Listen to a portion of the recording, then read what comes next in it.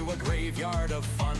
You bet all your chips on the life service spree, but the fans only ask for Bloodborne on PC. You whisper to Aloy, you'll lead us to gold, but all that we got was the same game result.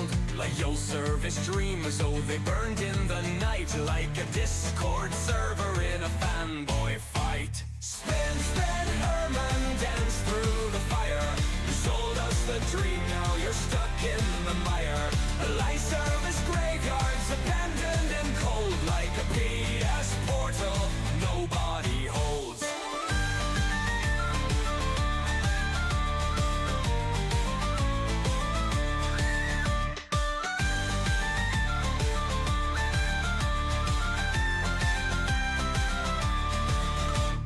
Towers of gas stations climbing so high, but no one can see through the cash grab disguise. Fair games, oh fair, what a terrible name. Stealing from the rich, Sony's playing that game. You said lip service is future, just give me some time. But now you're demoted, oh what a decline. Naughty Dog stranded, the last of us cursed. The only thing alive is your PR rehearsed. Spin, spin, Herman, your fate is unkind. Jorian has left you, now watch Sony blind. Your horizon obsession, your service collapse. Your legacy's buried in overpriced scraps. A decade you reigned, but the players withdrew. Aloy can't save you, she's also confused. The fans wanted Kratos, they wanted a thrill, but you chased dollar signs and swallowed the pill. Spin, spin, Herman, your tango is done. They stripped you of power, they fired the gun. The studios are tired, the players all fled. Your legacy lives, but only in red. Spin, spin, Herman, your tango is done. They stripped you of power, they fired the gun. The studios are tired, the players all fled. The legacy lives, but only in red.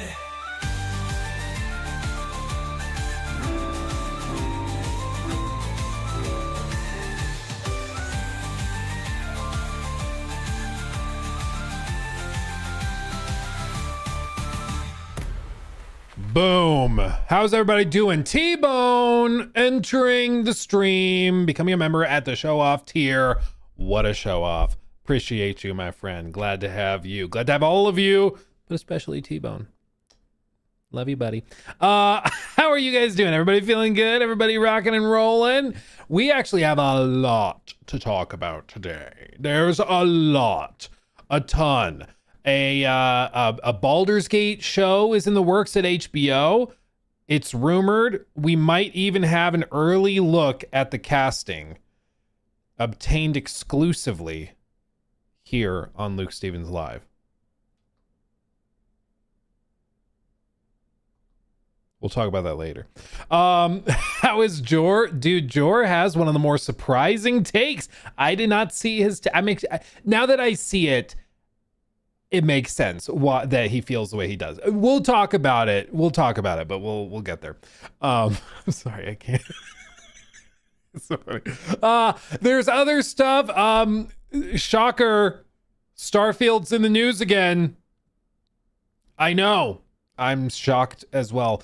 But there's that. Ubisoft is like furthering their surprise decisions.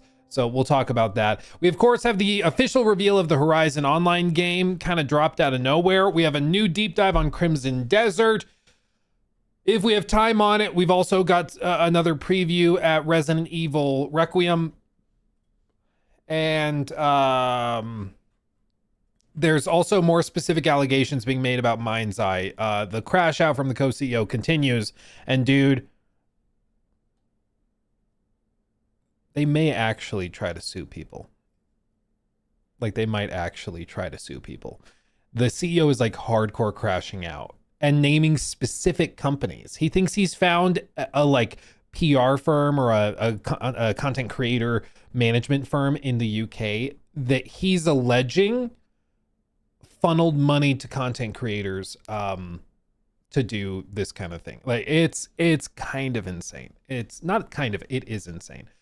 So we'll talk about that. And if we have time left over, there's some of you guys said I missed stuff in the Bruce Nesmith interview he did about a week ago. Basically, Bruce Nesmith, one of the OG designers from Skyrim, he's been doing, he did an interview. He did a number of interviews in the last like 2 years, but he did this interview, and there's apparently additional details in here that are quite revealing and sensational. And so a couple of you guys said I should check it out again. So if we have time, we'll get to it. But there's a good number of things. It's going to be an interesting time. Also, there is a massive update apparently coming to Highguard today, I think.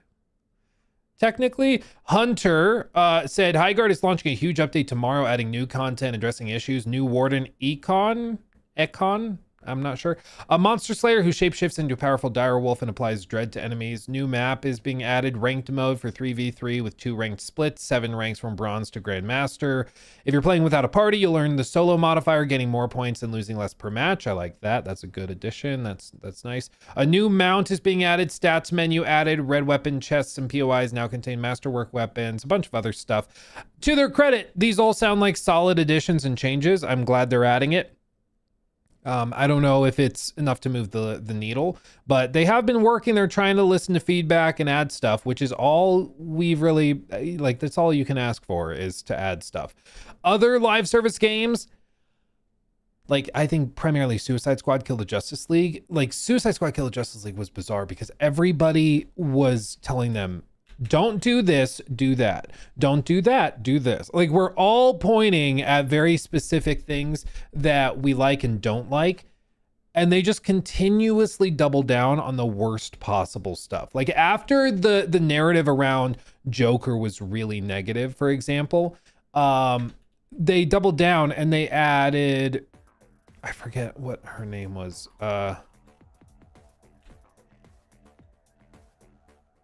Cutscenes, maybe. At Nico says things donated $10 through Super Chat. Yeah. Have you seen the trailer for WARDOGS?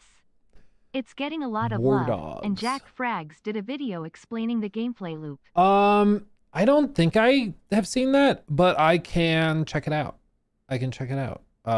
War Dogs, you said. I can look that up. War Dogs. But yeah, after everybody's like, hey, all of these character designs and all of the character archetypes and everything, super cringe, super out of touch. What are we doing? And then they, for an entire year, just continued to double down on the stuff people didn't like. It was really, really bizarre. War Dogs is a tactical, all-out warfare FPS where 100 players split across 3 teams fight over control zones set in the derelict industrial mountains of Eastern Europe on a destructible battlefield where teamwork pays off and cash is king. Interesting. If you showed me some of these screenshots, I would have thought it's Battlefield. I'm going to be honest. Maybe that's controversial. Maybe I'm going to get canceled for that. Just looking at the screenshots, that's what it makes me think of. Thank you for that, though. Thank you for the 10. I'll have to circle back and see what Jack Frags said about it. I hate all life, I think is what it is. Thank you for becoming a member. Thank you. Hopefully we can cheer you up. Hopefully we can dig you out of that hole. So yeah, it's, to Highguard's team's credit, they are listening to feedback, changing stuff, and that's what you need to do. Like that's what you need to do. A lot of other companies don't. They just are like, no, you're gonna like it. You're gonna like it. And then when people don't, they act like we're the problem. And it's like, oh, I didn't like it. I told you I didn't like it. What do you want from me? What do you want from me? Okay. Okay. Let me put this tab over here. Okay, we're catching up. Quick little tidbits just to get through the news stories as we go. We can touch on these. I hate all life. Thank you for the 666 dab super chat. I'm not going to be happy with the character selection unless cyborg parakeet is an option. Fair. I will say, did you guys see the update things they're doing for freaking Overwatch 2?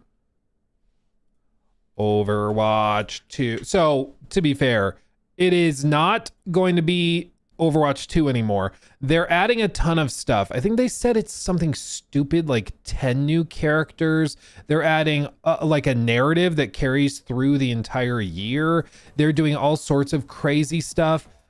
Like literally every single thing people have been complaining about, they're trying to go back on. At the Distinguished Dragon donated $20 through Super Chat.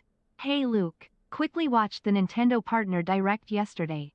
Thought it was funny to see Todd Howard at the end announcing that Fallout 4 Anniversary Edition will be a broken mess on the Switch 2 as well. Yeah, you all have Switch 2s, right? We can break those too, right? Exactly. We can all break. We at Bethesda, we're always doing more.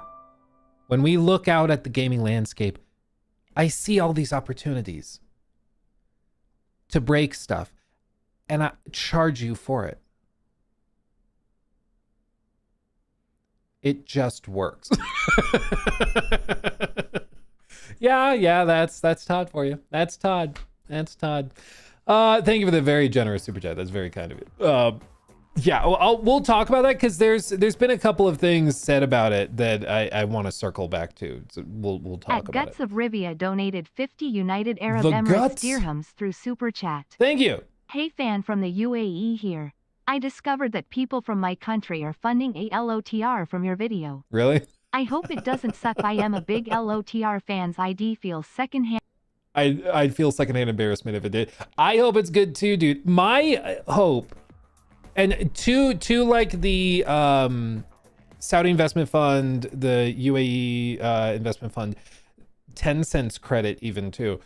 They come in with money bags, and largely they've not been that disruptive in the companies that they get involved with. Like you would think that if Tencent comes in and buys a huge stake of your company that it's game over, Red Rover, but historically they'll just clean up mismanagement and then they like push the companies to make what they're good at. There's a couple of exceptions to that, like with it seems like when Tencent got involved with Remedy, they pushed them to make that FBC Firebreak game that flopped really bad last year. But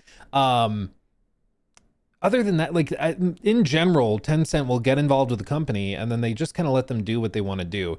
The exception to that, being few and far between, but I do think that there's going to be instances where they come in and they see an opportunity to clean house. I think that's what we'll see with like Ubisoft. I think Tencent's going to come in there and just be like, sledgehammer, boom. I think that they're going to get in there and clean house once they see the opportunity.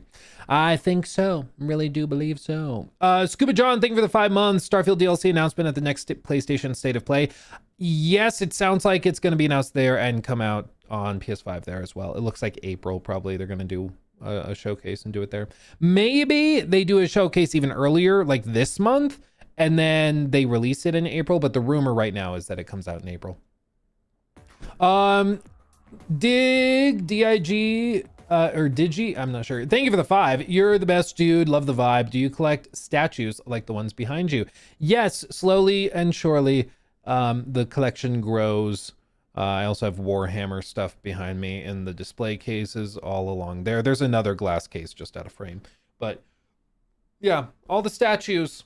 Love it. Love it. Have you played Precinct? The Precinct, really underrated. Yes, actually. If it's the one I'm thinking of, it's a good Steam Deck game. Good for flights. Play it on the go. Yeah. At SPRKJR164 donated 20 Australian dollars through Super Chat. Thank you. Hey Daddy Luke, are there any Hey, baby. surprise game reveals or trailers you are expecting? Looking forward to at Summer Game Fest. All love from Australia, less than 3. Less than 3 indeed, my friend. Much love to you. Thank you for the generous super chat. As for surprise things, I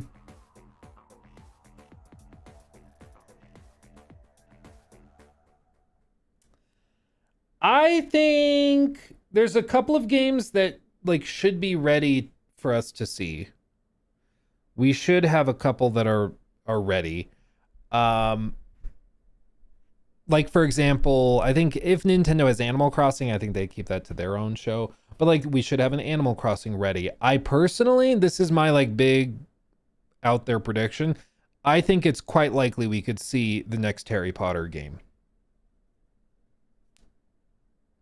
Also, the aforementioned Lord of the Rings game should be getting closer to being revealed because it's been in the works for a little while. So I think you very well could see either Lord of the Rings and or something Harry Potter related. I don't know if they're going to because they're working on a big MMO Harry Potter thing, and then they're working on a single player narrative sequel to Hogwarts Legacy. I don't know if they're going to release them at the same time or if they're going to stagger them and it's single player game and then MMO right after. I think it makes sense to maybe do Harry Potter, Hogwarts Legacy 2, and then 6 months later, do the MMO to just funnel all of those players in. But maybe they want to also give it breathing room. I'm not sure, but I could totally see that. Judas should also be ready, but we thought that a year ago. So who knows? Who knows? Let's see. Shiro's Sons, thank you for the 5. Luke, have you seen the cinematic trailer for Highguard episode 1? If that was the VGA trailer, I think it would have been received a lot better than what they showed. Well, what's interesting, Shiro, is that no joke, the CEO of Wildlight, I think this is the name of the company behind Highguard. He said that they wanted to just full shadow drop on January 26th, but Jeff encouraged them and convinced them to go to Summer Games Fest, or to the Game Awards rather, and that he was going to reveal it there to generate hype. And so he was helping them out. And so the head of Wildlight insinuated that they frantically threw together the trailer that was at the Game Awards, which is why it wasn't a particularly good trailer, because it was kind of tossed together, which explains a lot. I do think Jeff was genuinely trying to help them. I just think that it was a big miscalculation, as we see now. I mean, I think it got a lot more eyeballs on it, but with more eyeballs came a lot more scrutiny, and it didn't end up actually, in my opinion, helping much. Where okay, I read that one. I want to make sure I'm keeping up with all of these. T-Bone, thank you for the 10 months. Love you too, Luke. Just had to renew 10 months. Thank you, my friend. Very generous. Also, Spark, I think it is 164. Thank you for the membership. Also at Show Off tier. That's baller. Thank you, my friend. Thank you. Almost there, and then we'll get into it, guys. I'm sorry. You guys are being too generous. Stop it. Stop it. Christopher, thank you for the 5. Luke, Todd Howard reminds me of a leprechaun. Never trust a leprechaun. Nothing ever good comes from a leprechaun promise. Fair. I'm an honest to goodness leprechaun hater, just like my daddy and his daddy for him. I don't care what no one said. You never trust one of them fellas in their pot of gold. Never trust them. They're sneaky. They're sneaky. They walk around wearing little clogs. They make cereal for children. That's terrible for them. Corrupting our youths, frankly. Gotta get them out of get them out of our society, frankly. Never trust a leprechaun. And then Intent Chief, thank you for the 2. Did the Telltale / Wolf Among Us return get canceled? My understanding is it's still happening, I think. And it's actually the Dispatch devs are it's complicated. Who knows? It could be dead. It could still be in the works. Who knows? And then Luffy's Flip Flops, thank you for the 5. Hey, Luke, looking forward to the CD Crimson Desert, I'm assuming, review. Also, think we'll get an RE9 demo next week. They've got so much marketing stuff prepped for it, it wouldn't surprise me. But they also are pushing the Switch 2 version, so I could see them doing something where it's a Switch 2 demo, but it's not available elsewhere. I'm not sure. But I get the feeling that they really want that Switch version to pop off. We have a trailer for it. Because they went to Nintendo's showcase to reveal it. And to be fair, it looks like it runs ridiculously well for being on a Switch 2. Are you kidding me? Of course, playing it on a high-end PC will give you better fidelity, but yeah, the alpha, the cutout didn't look great there, but like seriously, being for a handheld port, that's pretty impressive. Capcom, like when Capcom wants to, dude, they can work magic when they want to. Sometimes they don't try that hard, but when they want to, dude, it's really impressive what they're able to pull off. Okay, let's do this. Let's talk about these little tidbits real quick. So, new mini segment that might not end up being that mini. Sorry, not sorry.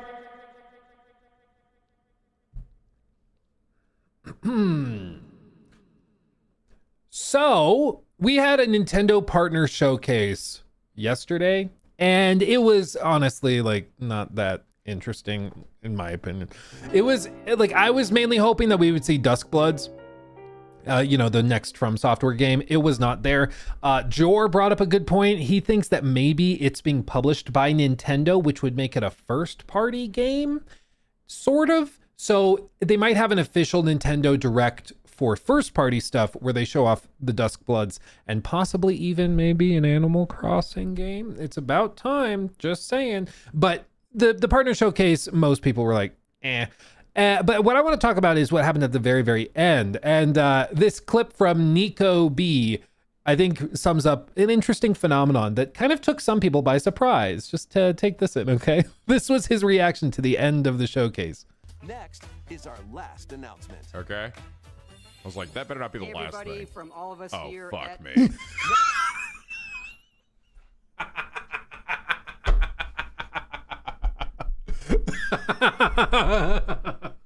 Sorry. It's just instantaneous guttural reaction, dude. But I think that a number of people were like, oh, because they were hoping for Duskbloods. They're hoping to see Hidetaka Miyazaki. And then Okay. I was like, that better not be the last everybody thing. from all of us Oh, here fuck. at sorry. This is funny.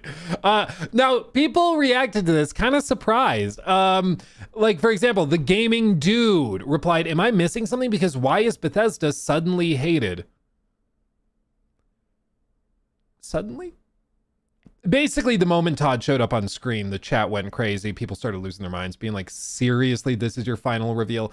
And Reese from Kiwi Talks, who's done a bunch of interviews. We've looked at his stuff. Great interviewer, has done a bunch of interviews with Bethesda staff and everything. He said, why the hell do people have such a hate boner for Todd Howard? I'm going to offer my thoughts in a second. Patience.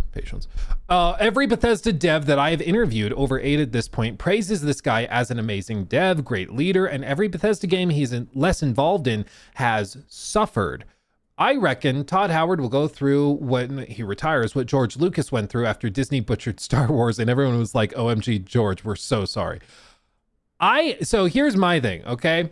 I think this guttural reaction to Todd at the end of the Direct is less about Todd as an individual, and it's more about his company, frankly. And this surprises people when I say it. Sorry, I'm so sorry. Oh, spiced pumpkin Todd. We have to light the candle so he may shower us in his detail. This surprises people when I say it, but Todd is a legend of the industry. I know we meme on him all of the time, constantly. So much so, it's almost like an addiction. I get it, okay? The memes are funny, and I participate and contribute a lot. Chug it later. But like, Todd is a legend, and it is factually true that the more he's involved in a game, historically, the better it has been. As the last like 8 to 9 years have decreased in his involvement, the quality of their projects has dropped precipitously. Okay, Bethesda games were always kind of buggy and a little broken. Okay, always a little broken. But what we've seen in the last 7 years has been on another level. Like, seriously, their output has plummeted. The quality of the work, I feel, has at the very least stagnated, if not also dropped significantly. I'm trying to get my lower back to pop. It won't go. And it seems like that's happening at the precise time that he's getting less and less involved, because he's spending a lot more time doing like executive producer stuff, helping with the Indiana Jones game, the Fallout TV show. And to be fair, those projects that he's put his name on have actually ended up being pretty solid. Pretty solid. Fallout show, I'm thoroughly enjoying. Is it perfect? No. But bro, if any of those Fallout projects had writing on the level of what we've seen in the show, I'd be very happy. I'd be very happy. Most people's reactions, I think, to Todd's placement in the show is like justified by their impressions and experience with the company that he represents. That's literally got the logo right next to him. Todd is a legend, and when Todd works on games, they are better. But his company that he's been less directly hands-on involved with over the last few years has major reputational problems, to put it lightly, okay? To put it very lightly. What is the meme for Bethesda Game Studios now? Every time they do even a free update, it breaks everything. We even talked about on stream the other day how there was a law professor in the UK that was discussing possible new regulations and legal governance specifically around Bethesda, because one of the core doctrines in like most countries' law around consumer protections is that when you buy a product, there's a reasonable expectation of performance, meaning like you buy a car, you expect it to run, and that's reasonable. So if it doesn't run, you can sue them and you have protections, right?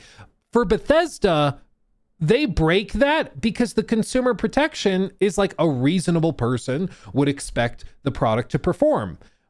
But we're in a day and age where Bethesda's reputation is so bad that according to this legal professor, he's like, a reasonable person's like opinion of Bethesda is that they're going to break it. So a reasonable person's expectation for BGS products is way lower than for everything else, which breaks the idea of a consumer protection because a reasonable person would expect they're going to break it if they update it. So I'm not going to buy the product, right? It's insane. It's crazy, but that's where we are. At Intergalactic Pirate Radio donated $10 through Super Chat. I don't think that Starfield is a * bad game per se, but I will definitely say it's not what we all knew it could have been. The decision to use procedural generation was a massive error. I agree. But what I've said since my review is that like Starfield's not a bad game. It's certainly not a great game or anything. It's just, it's just lame. It's just lame and boring. And that's sucky because how do you make being an intergalactic explorer, or not intragalactic explorer, how do you make that boring? It's amazing. It's shocking. At Justin Fountain 4690 donated $9.99 through Super Chat. Answering your question from a previous stream, I've heard much more talk from games like Doom, Borderlands and others much more than games like Crimson Desert outside yours and Jor's bubble. Well, that's good to hear. That's good to hear. And I'm sure that there is, outside of our bubble, there's a lot more discourse. At the very least, in the hardcore communities, it seems like it kind of died out quickly. But thank you for letting me know. I appreciate you. Thank you for the 10. But going back to Todd, I think that the reason people react this way is because for basically a decade, whenever Todd shows up, it's to sell something that either nobody wants, that is broken, or that ends up disappointing you. Seriously, in the last 10 years, go back in time, 2016, Fallout 4 is getting a couple of DLCs. They're revving up to hit the Creation Club is what it was originally called. And then they've got other stuff like Fallout 76 in the works. And if you look back, like everything Todd has revealed from Bethesda Game Studios has ended up disappointing people or being something nobody wanted, like overhauling everything with paid mods and micro DLC. Or it's just straight up broken, like with the anniversary or the next gen update for Fallout 4 that literally broke the game for a year and a half before they fixed it. And how they fixed it was by literally undoing the next gen update, which is hilarious. We fixed it. How did you fix it? We took away the thing we did to make it better because it made it worse. And so I don't blame people. If you are a person who for a decade is selling and presenting stuff nobody wants or that's broken and garbage, you shouldn't be surprised when people roll their eyes when you show up on screen. And it sucks because I feel like Todd's legacy, the legacy of Todd, has been significantly damaged by some of those broader big picture decisions that he and other people within ZeniMax and Bethesda Game Studios and Softworks have made with regard to Bethesda. It reminds me of like the delusion around Ubisoft where they think that they can put out broken garbage over here and then occasionally do something you like over here, and that you'll just focus on the stuff you like. Where Ubisoft is like, well, we'll do Prince of Persia: The Lost Crown, which reviewed really well. People really liked it. And then we'll also put out 3 NFT games that are garbage. But you just focus on the thing you like, and then we'll be good. And it's like, no, it affects your whole brand's reputation. You don't get to just do that. Like it's going to pull everything down. It's going to tarnish it. And I think that's why the reception was the way that it was. I think Kiwi Talks is absolutely right that the people who have worked with Todd praise him as an amazing dev, great leader, and every Bethesda game he's less involved in has suffered. And in fact, a lot of those devs, at least part of the reason they left was because as the company grew, they lost that personal connection, not just with Todd, but with other directors and people working at the studio. As Todd has been less involved with those people, they've started to leave. Like a lot of the problems at BGS, I think, are because it's grown to the point where Todd can't be involved in the day-to-day decisions. And so the way one dev described it to me, and I think they mentioned it in a Kiwi Talks interview too. I'm not sure if, basically they described Todd's directorial style recently as drive-by directing, where he's trying to not be involved in the day-to-day because he wants the company to function even when he's busy with other stuff. But he still wants to have a say. So what he does is he picks his battles, the specific things he wants to have oversight over, and then he'll do drive-bys where he'll come back into the studio, review something and be like, that sucks, we're doing it this way. And he'll overhaul it and override it. And then they pivot, they redo that whole thing. But then he goes away for a week or two, and then he comes back in and does another drive-by review, and then they pivot and do all of that. And often he's making better choices, and there's a reason he's changing stuff, but it means that there's a lot of wasted time, right? Because if he comes in and it's like, hey, that thing you've been working on for a month, we're going to scrap it and do something else. It starts to make sense why they have to take so long to get anything done. Beyond Todd's involvement, though, and this is where, you also have to be fair, and I would hope Todd would even acknowledge this. As the head of a company, if your products routinely are so broken and busted and like laughably unoptimized and just, what else everything. It's just, they're disasters regularly. To the point where people literally go on Steam and disable automatic updates for your games because whenever you patch it, you break it. That reflects badly on you as a leader. Like the fact he hasn't redone and gutted the QA department is crazy. Through Super Chat. Hot take. Todd Howard should leave the deadweight of Bethesda behind. Establish a new studio with Coleman and Kirkbride. I think the difficulty is, for one, Todd is top dog. Why would he need to change? I mean, he's making that sweet Microsoft money, Professionally, I don't think it makes sense for him to leave. And two, going and getting some of those guys, a lot of the old guard at Bethesda that left and has retired, including Bruce Nesmith and Coleman, those guys, they are like leaving because they're approaching retirement age. A lot of them are half retired and they're working on like novels and they're writing stuff and doing stuff like that they're more passionate about. So even if he were to start a new studio, I mean, he's probably got 10, 15 more years of like active work. I think he's in his like early to mid 50s. I guess we could Google it, but like, I don't think Todd has another 50 years to build a company, or 20 years even. Todd Howard age. He's 55.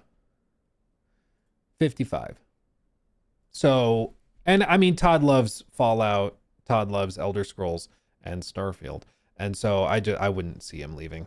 I wouldn't see it happening.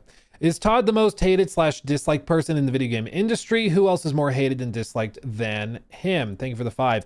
I think that you could point to plenty of people. There's like frankly, it's tough to bring him up because it gets into like culture war stuff.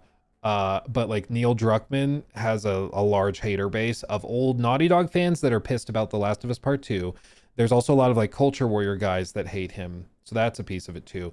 Yves Guillemot and the whole Ubisoft team, people don't like him. Randy Pitchford, yeah, Corey Barlog, can't stand him. Bobby Kotick, I'm pretty sure somebody said in chat, I'm pretty sure Bobby is literally in the Epstein files. Okay, like Todd, we meme on Todd. At least he didn't go to the island. Okay, like let's take what we can get. You know, like I get it. It's fun to meme on Todd, but there's people that are in the upper echelons of some of these companies that are like, bro, borderline like. If they were written into a Bond movie, you'd be like, nah, that's unrealistic. That's too evil. Like, seriously. Okay. Todd releases some broken games, and I think he needs to gut his QA department. Those are his biggest problems, I think. Norcat, is it sarcastic? Is it not real? I don't actually know. The fact that it's believable is pretty bad. I mean, the fact that you're like, I could see it. That's pretty bad. Bobby Kotick. Dude, it's one of the like... okay, link not found. What's this? Here's another back and forth between Jeffrey Epstein and Bobby Kotick about Russian guest. Did he actually like... Dude, are these real? This, I mean, I think it's real. A May 2012 email has Kotick lamenting that he missed a meeting with Epstein's Russian guest, but promising to see her and Epstein next time. Bro. Just saying. Okay? Just saying. There's always... We meme on Todd. Todd's not on that level, okay? Like, nowhere near. He just makes some bad games. Or mid games. But all of this to say, I get the sentiment. I do think... You know, Todd deserves a lot of respect. My point with Todd has always been, I want him to be more involved because the games he works actively on tend to be way better. And I honestly, genuinely don't know if he either doesn't see how poor the quality control is for Bethesda or if he doesn't care. I genuinely don't know. At this point, he has to know that the meme is literally that they release broken stuff constantly. And I just don't understand how at the top of the company, there haven't been changes to fix it. Like, I just don't know how that happens. If I have a team of employees, which I do, and like, let's say Jacob on the live channel kept uploading videos that were super glitchy and corrupted. Maybe they're being output at 140p or something. And the quality is really bad. Consistently for like 10 years. If I did not take steps to fix that, I don't think it's Jacob's fault anymore. Like, I think it lands on me for not fixing it, right? Like, I genuinely don't understand how it's still this bad. Which makes me think maybe it's just literally a matter of they don't care. Like, it doesn't matter, you know? Anyway, so there you go. Todd finished out the Nintendo showcase. People reacted passionately. That better not be the last thing. From all of us Oh, here fuck. Shout out Nico B. People reacted passionately. I don't think it's necessarily Todd. I think it's more Todd's company and the output from the last 10 years that has warranted that reaction. I think if Todd showed up in 2016 at a Nintendo showcase, direct, whatever, I don't think the reaction would have been like that, but that's just where we are. Okay. Okay. Real quick, this is like a tiny tidbit, but I just wanted to mention it because we've talked about it. There was mini thing. Maybe we clip it, maybe we don't. I don't know. We'll see. Ubisoft continues to make baffling decisions that are frustrating lots of people, but one of the newest ones they've decided to do is that they are canceling a mode that they had been working on for like a year and a half. Basically, AC Shadows had a multiplayer co-op mode that was in production with Ubisoft Annecy working on it. And this has since allegedly been canceled. A guy named Jonathan, who's like a French YouTuber, he has connections with the upper echelon at Ubisoft. They regularly leak a ton of stuff to him. And he said that it's been canceled and shut down and they're no longer doing it. This was basically going to add in new mission types where you would play through certain like black box missions and you could do it with a friend. Basically like what Assassin's Creed Unity had, which were genuinely cool missions, and I did like them, but it seems like they've canceled it and they're just moving on. I think this is partially because realistically, I don't think there's a lot of value add there. And two, I think they are trying to consolidate all work within these individual projects within the creative house that's assigned to it.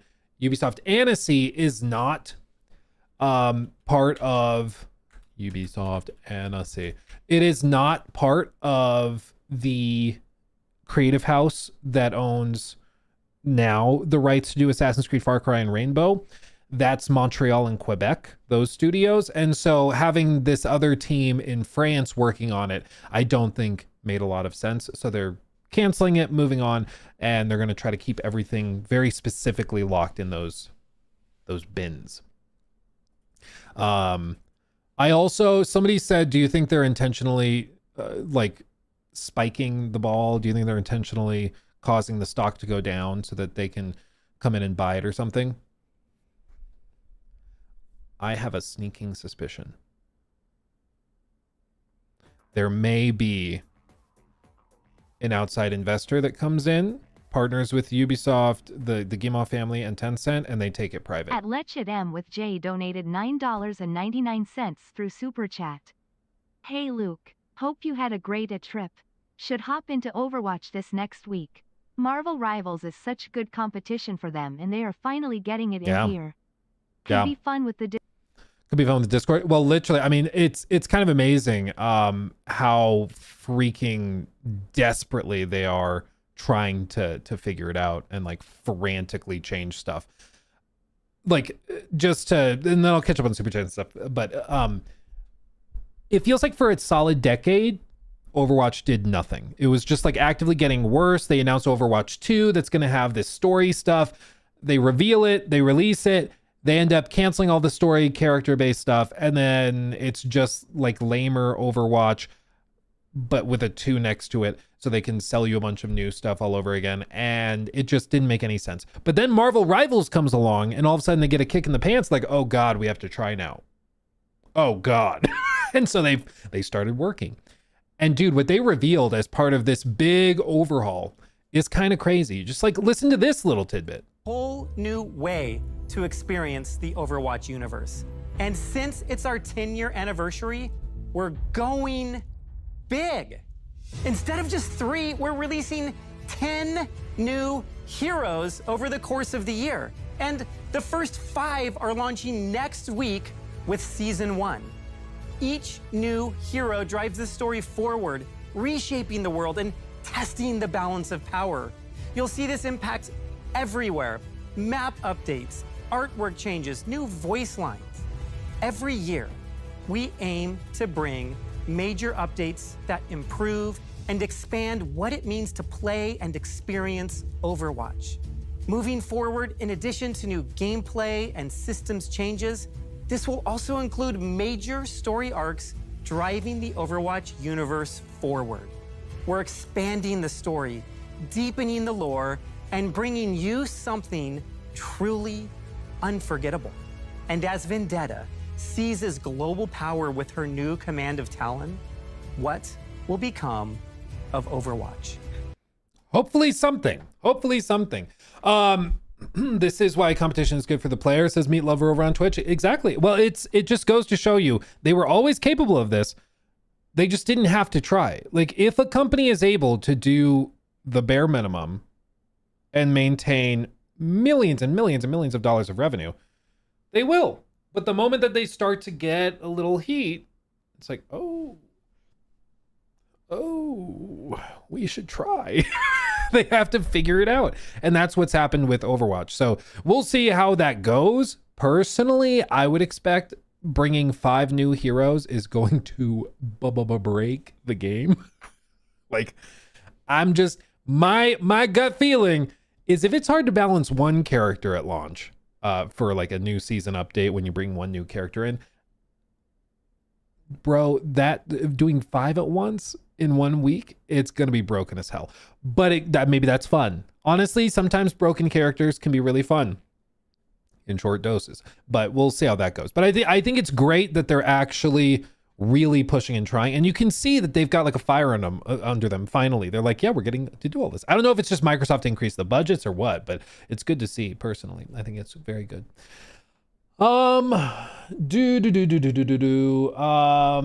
Where did I leave off? Let me catch up on these real quick. Pinheadlery, I'm not sure. Thank you for the membership. The Nerdy Giant, thank you for the 5. What do you think of Mouse PI for Hire? Also, the new Horizon game is that live service title that has been in the works for the last few years. Yes, we're going to talk about that as well, including Jor's reaction to it, because Jor Raptor actually titled his video, or the thumbnail for his video was, "I'm so disappointed. Jor and Horizon are breaking up. They're getting divorced. And it's our fault. We did that.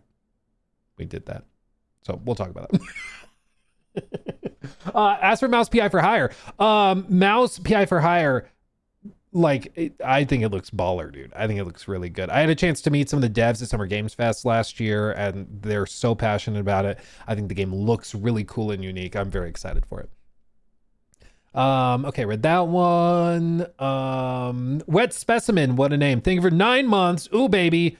Thank you for that one. I read that one from Justin. Thank you again for that. I read that one from I Hate All Life. Thank you again for that 10. Very generous. Christopher, thank you for the 5. Is Todd Howard the most hated? Oh, I read that one. Bobby's way worse. Kyle, thank you for the 5. I don't think it's because Todd isn't involved. Quality went down. Because why not have them fix Fallout 4 or Starfield? No, he'll just gaslight us and tell us it's good. I don't think it's because Todd. So to be clear, the QA, I view Bethesda's problems as twofold.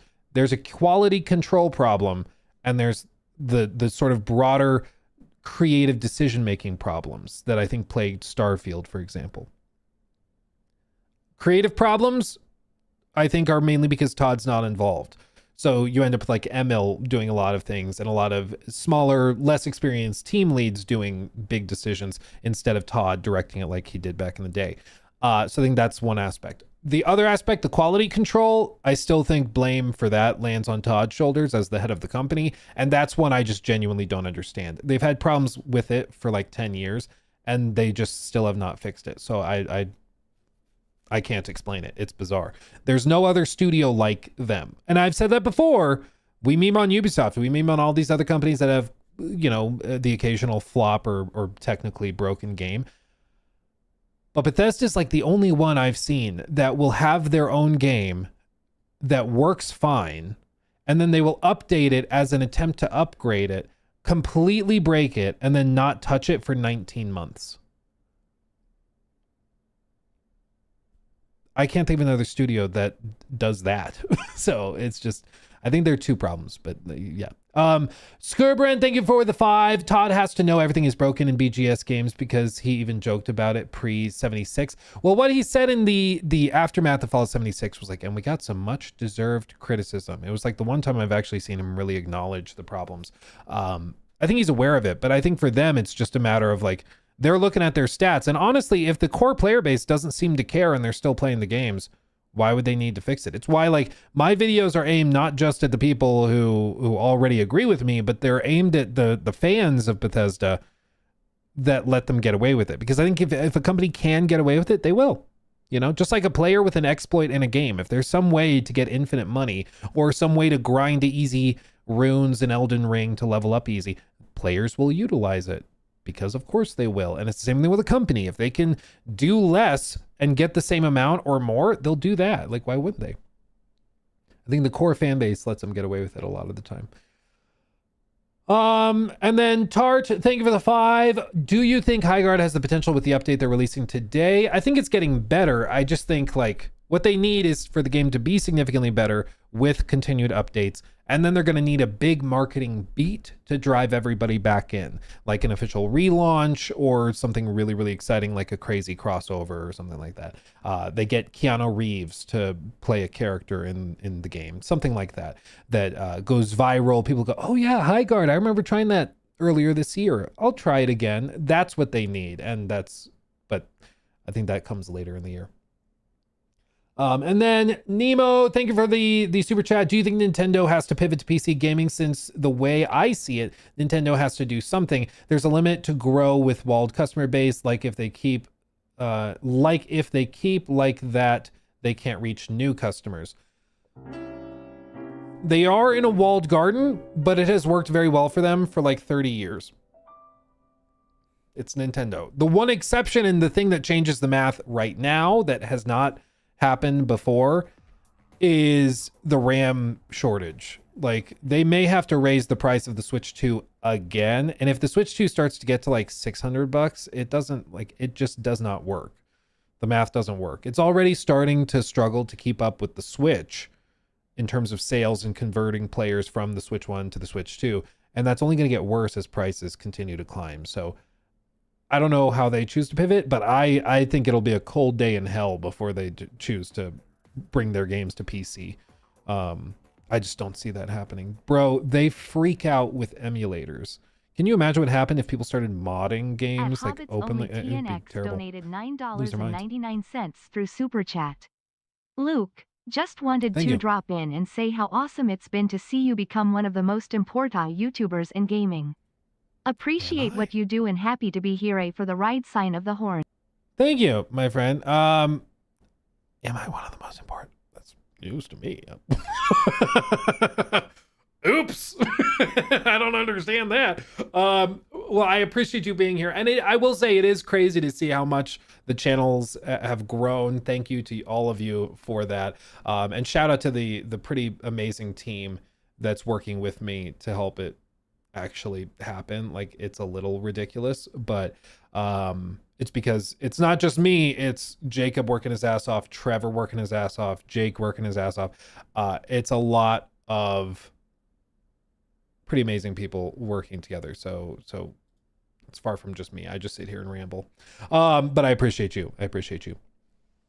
Let's see. The Beluxi, thank you for the 39 months. Hey, Luke, just wrapped my voice lines for a video game. Wanted to thank you for inspiring me to follow my dream. 3+ years watching you follow yours. Thank you, my friend. That's wonderful. Congratulations. That's fantastic. That's super cool. You'll have to tell us when the game comes out. Stacker of Stories, thank you for the 5 as well. Just a reminder that the Fallout 400 gigs of mod storage is still not available on consoles as well. Likely won't see that till this November, I'm sure. Or they'll just not say anything and then it'll drop randomly next March and it'll break everything. Donated 100 Swedish kroner through Super Chat. Thank you. I bought my AM5 and 5070T computer last year before the chaos. Do you recommend new people to wait for PC getting cheaper or go for console? Love you, Luke.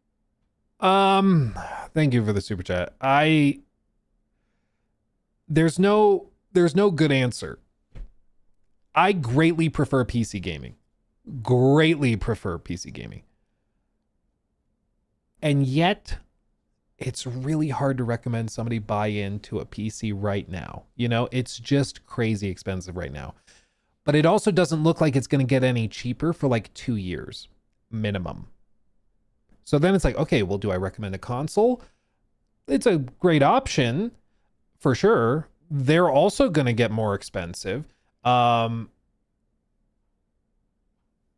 but I love PC gaming. So it's just tricky. Honestly, like I'm whatever your financial situation is your own, and you know what you've got, what you're capable of handling. If you really need to do an upgrade or something, then like go for it. But I think the key is to shop secondhand parts. I think that's really the key. Secondhand parts and or pre-builts. They're going to be able to get lower prices with the scale of what they're ordering. So using PC part picker and individually picking pieces may not make that much sense right now, because realistically you could end up saving like $400 to $500 by just buying a pre-built. But it's a tricky time. It's a tricky time. I always recommend PC because it's PC, but obviously some people don't have thousands to throw at a gaming PC, which I respect. I understand. Okay. Okay, we caught up there. Okay, we're caught up.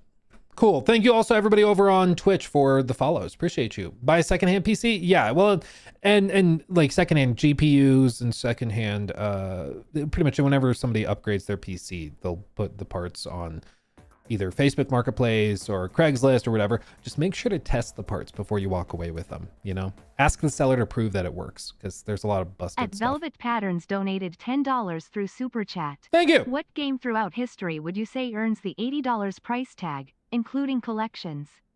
For me, I would have paid that for ME Legendary Edition, especially if they had remastered the ME3 megapixel. Megapixel, I think multiplayer.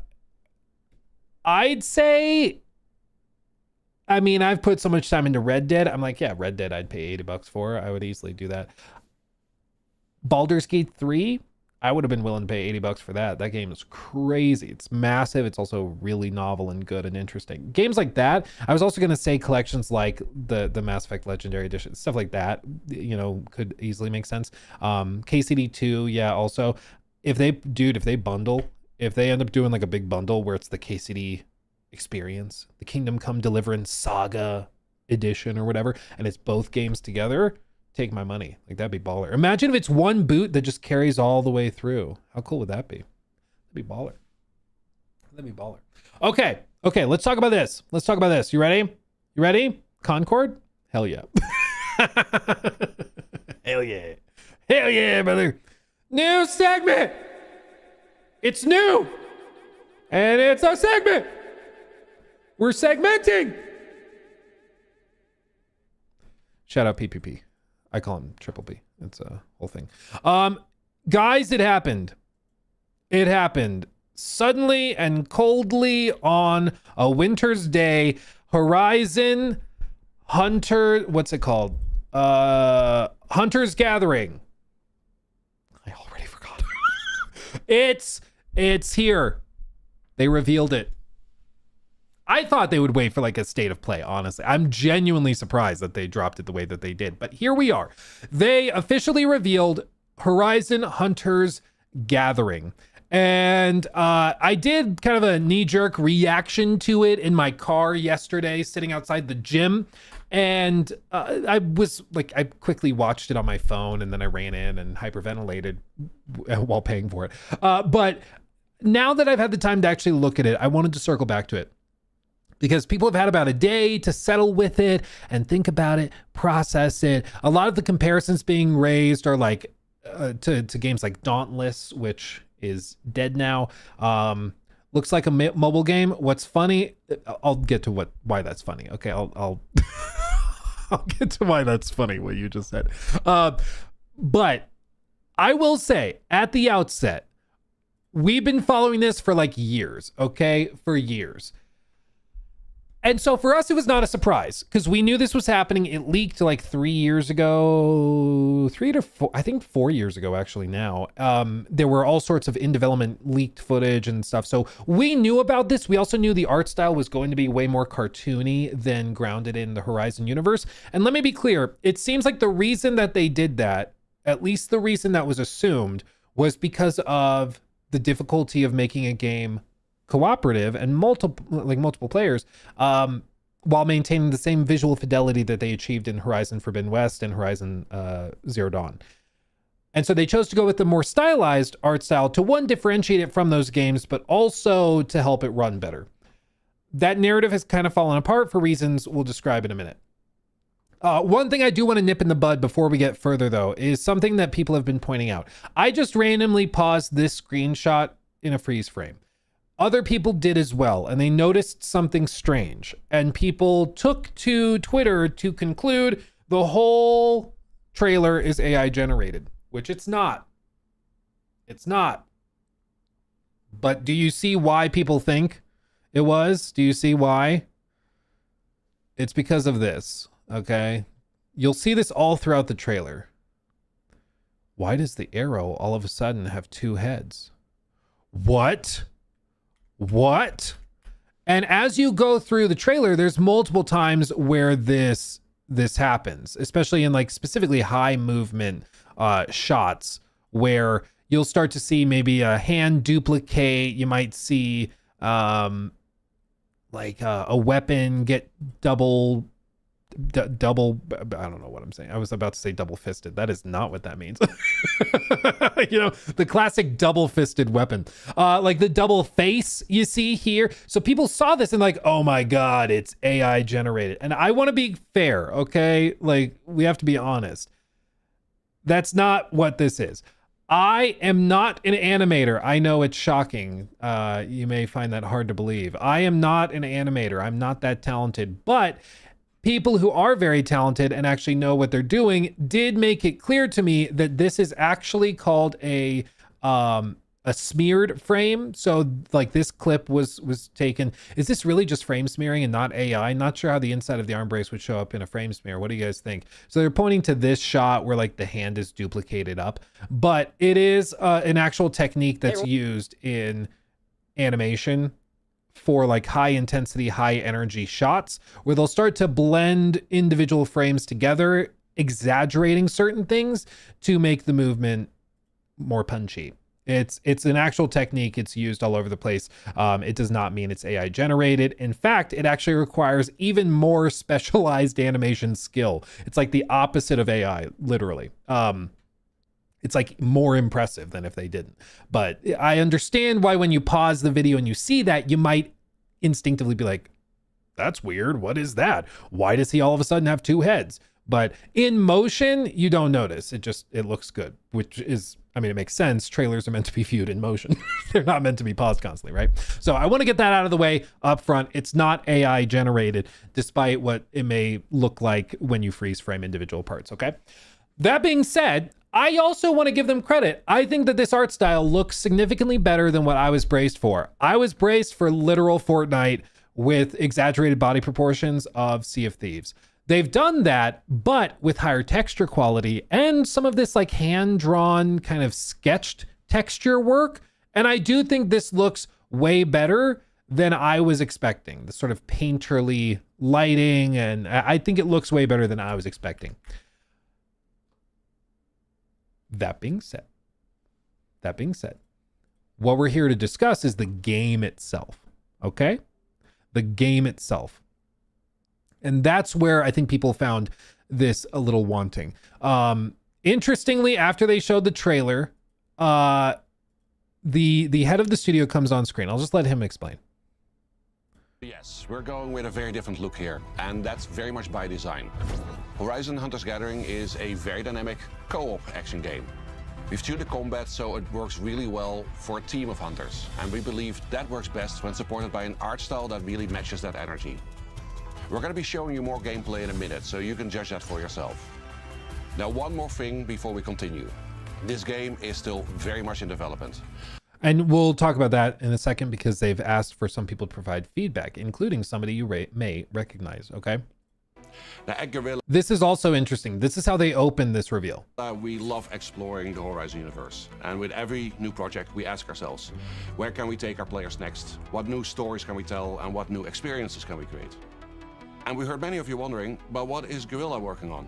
And today, we get to show you. Before we dive in, I want to be very clear about one thing. We absolutely love making single-player games, and we're going to keep making them. They're a huge part of who we are as a studio. But next to that, we also had this long-standing dream to try to do something different. Our own take on how you can explore the world of Horizon together as a team of machine hunters. Okay. So they started it by saying, we love single player games. We're still going to do that. Okay. And I think it's because they learned the lesson from like specifically Suicide Squad, where Rocksteady goes, okay, we know you guys love these single player narrative games that we've made with the Arkham series. So we're going to not do that. We're going to do this other thing. They're intentionally coming out and saying, listen, we still love doing those games. We're going to keep doing that. Don't get mad at us. Okay. We're still doing it. And I think that's a smart move from them. I also think it's just genuinely interesting because what do we know about one of the other PlayStation big multiplayer projects? We know that the Last of Us Online project was in the works for like 4 or 5 years. And it was eventually canceled. And when they canceled it, Naughty Dog said in their statement to the public that it was because they realized that they would have to become a live service studio, a studio to support that game. And that would mean they wouldn't be able to make the narrative single player games that they're known for. And so they decided to cancel it and move on from it, as if it was like this sudden realization, we're going to have to support this for years. And so they said, if we have a successful live service game, we won't be able to do the single player stuff anymore. But Guerrilla is saying that they should be able to, which is just interesting. I don't know what the difference is, why Guerrilla's capable of it, but Naughty Dog wasn't. I just genuinely am interested in that. I don't know.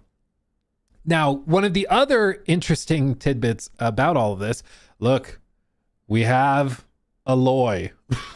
Aloy is here. I'm going to be honest. I thought this was going to I thought it was going to be totally separate. The leaked art design made it look like I thought it was going to be totally separate. But they are showing that they will have some of the core cast from the other games involved here, but not playable. So the cast of playable characters you can see lined up here, and they're all original to this game. And Jor actually put something really, really well in his like reaction to this. Okay, I wanted to share it with you because I thought it was actually quite accurate. Okay, here, you should watch Jor's entire reaction. To be honest, it's not a game I'm excited about. It's crazy that there is a huge, like a lot of people. That is, I think, also the sad part about this. If you are looking forward to Horizon 3, a lot of the developers that would normally work on these single-player games are working on this. They got a ton of talented developers trying to make this game work that many tried and failed at. Like, it's a Destiny-type game. You got your tower, you got a table, you select your mission, you jump in, you kill the enemy. It's different though, Jor, because Herman likes this one. Herman likes it. That makes it okay. That wasn't the snippet I was thinking of. I think this is not what I wanted. And okay, but this is what they're doing. What is next? And I'm really curious to hear your take, of course, as well. I want to like go in with an open mind, but to be honest, this is not a game I'm excited about. Yeah. I can't say I'm shocked that it's not up his alley. I will say his community is like, they're a big Horizon fans, and looking at comments was fascinating too. Bro's reaction throughout the trailer was just like, yeah, I mean, it's hard to get really excited about it. At least they're not announcing this as the one last thing in the PlayStation showcase, which I think might have been the plan at one point. But I think with all of this, when we look at the actual trailer and gameplay and stuff, it's still not super clear what the game is. Okay, it's still not super clear. I find it confusing why, like, to me at least, none of the characters feel like they belong in the Horizon universe. These characters are also like, this looks like magic that she's using. What? Like, I don't understand that. I don't know, man. It just does not look like I thought it would look, and it's very cartoony, and maybe they can pull it off. But I think the comparison to a mobile game is funny because I see it too, and I think part of it is the outsized UI, the really big damage numbers, stuff like that does give you like mobile game vibes. And that's funny because there is a mobile game in development from NCSoft that looks like this. Jor posted a screenshot. That's what the mobile game looks like. I think that's the PC version of the mobile game, to be fair, but like they were able to try and replicate the Horizon art style in the mobile game versus like the Horizon version of the game. What's funny is, like Jor says, never thought I would be more excited for an NC Soft Horizon game than a Horizon game from Guerrilla Games, the creators of the series. And again, nobody's rooting for Guerrilla more than Jor. And Jor's like, What's even more crazy is that Jor, and this is why it drives me crazy when people are like, Jor's just glazing them. Jor's like, no, dude, Jor is very level-headed and fair. We tease him a little because like he really likes Horizon. I don't think Horizon's particularly amazing, but like Jor is fair. And like, look at this. He was part of the Creator Council for Horizon. It's an amazing experience to go behind closed doors and get a very unique peek into game development. Very cool to see a trend and more developers bringing in creators for feedback. These are the people, whoops. These are the people that they brought in. I recognize a couple of faces. Most of them are kind of fresh faces to me. But I've seen a bunch of her like YouTube shorts. And there's Jor. No shade to anybody else. I don't think I recognize anybody else, but they brought these people in, and even after being brought in, Jor's like, It's like the Jiminy Glick bit where it's like, hey Jor, what did you think of Horizon Hunter's Gathering? Let me guess. That's kind of where we're at. I think that honestly, the game probably does have an audience out there. I do think there are plenty of people who will look at this and will have fun with it and could put tons of time in. I don't think the number is very large, but I don't know how this makes sense on the scale it is. They've been working on this game, allegedly. I think the creative director has been assigned to it for like 6 years. Like 6 years. Now, it hasn't been the full team working on it for 6 years, but the full team has been working on it since Forbidden West. Like, this, no joke, is probably well over $150 million project at this point. Like, this is a massive undertaking, a very expensive studio spending years working on this. And it could end up making buku bucks. It could also not. But I think that they're handling it the right way. For one, they say that they're going to get player feedback by doing a lot of play tests and previews so they can tweak the game into what people expect it to be and want it to be before launching it. I think that that's smart for a game like this with a lot of eyeballs on it and skepticism. I think that helps get the player feedback and adjust it. I just think like it's the tail of the PS5 generation and all of these Jim Ryan games. In my humble opinion, I'm down to try this. I want to give it a shot, and maybe I'll end up loving it. I thought Dauntless was pretty good. Like, I'm down to try it. But if I were in charge of PlayStation, I never would have greenlit this game to be made by our top tier studio for years and years and years. Like, I just don't understand it. As a concept, I just think the odds of a 3-player co-op beat 'em up sort of game with Destiny inspirations, I just don't think I don't think the odds of that being successful are very high. And by successful, I mean successful enough to justify years and hundreds of millions of dollars, right? I just don't see that working. But this is the tale of the Jim Ryan era of PlayStation, is that he came in and circa COVID era, 2020, 2021, he greenlit all of these games with massive budgets. And by the time he was out, they were kind of too far along to just walk away from some of them. Some of them, like The Last of Us 1, they did cancel and move on from, which... I mean, I guess they just decided to count their or cut their losses. But with this, I mean, this is just one that they've decided to stick with and see all the way through. But I want to be very clear, because I've seen some misinformation going around. Some people said this is just a small team at Guerrilla. They're still working on single player stuff. This is what they're working on. This is their game. Okay, this is the Guerrilla game right now. It's not a small team, okay? This is not like 20 people working on it in a closet. This is the official Guerrilla Games project right now, okay? They're very capable developers. They really know their stuff. They're very good at what they do.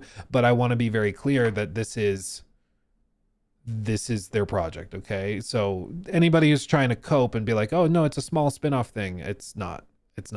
So there you go. This is in the works. This is happening. And I think that they're handling it the right way. They're asking for player feedback. They're going to try to adjust it based on that player feedback. The reception has been probably mixed is the most fair thing. The comments will always give you a decent idea of where a lot of people are, but you know, it's still just comments. Thank you, Velvet Thank you. Patterns donated $10 through Super Chat. Why can't Sony just make a live service Sly Cooper game with new heists each season, co-op and PvP raiding of other thieves' hideouts? It makes more sense than a Horizon or GAO live service title. Dude, that sounds fire. They need to hire you. That sounds awesome. They should do that. Horizon Forbidden Purchase. I will say, I have the sneaking suspicion that they want to do a premium price tag on this. They want this to be like a $40 game, $50 game. And that changes the equation for me, at least. This is funny. Art style looks like a cereal commercial for Horizon Puffs.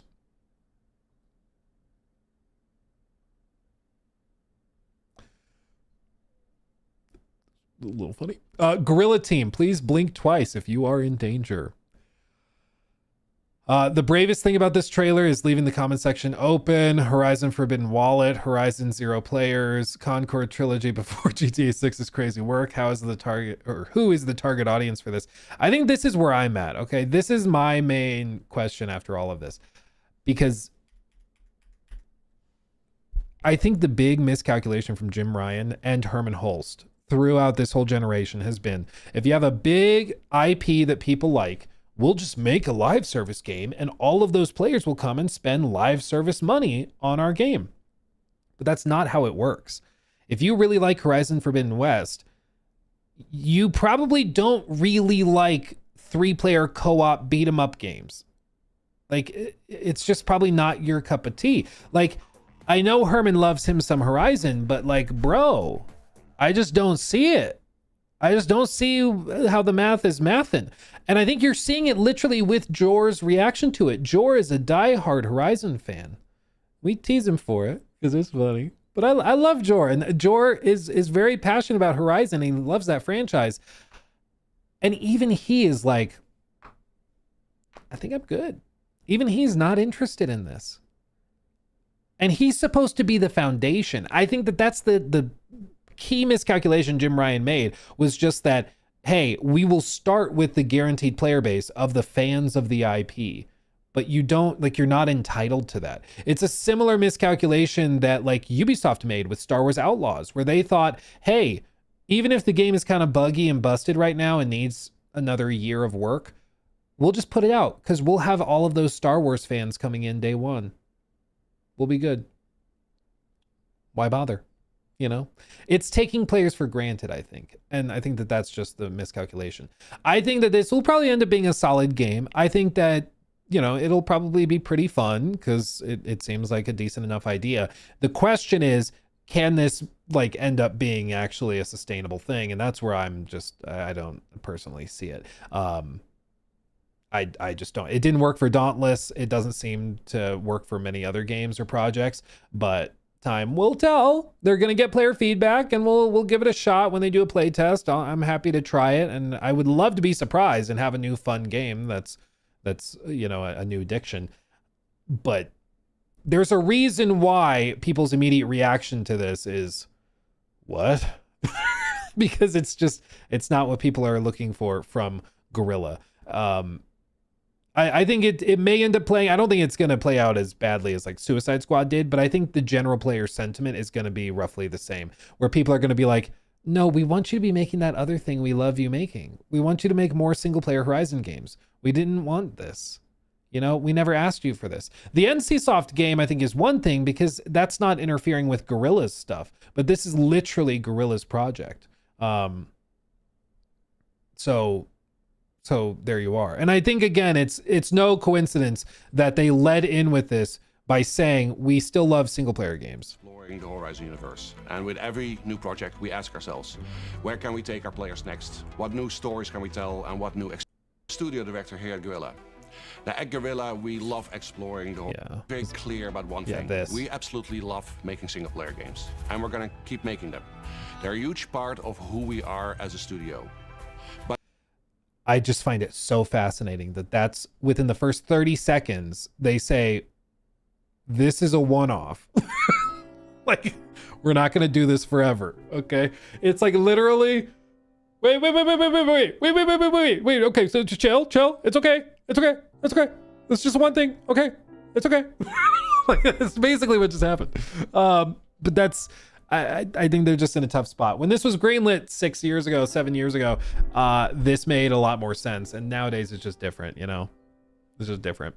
Adams Editing, thank you for the very generous 5 gifted memberships on YouTube. Appreciate you.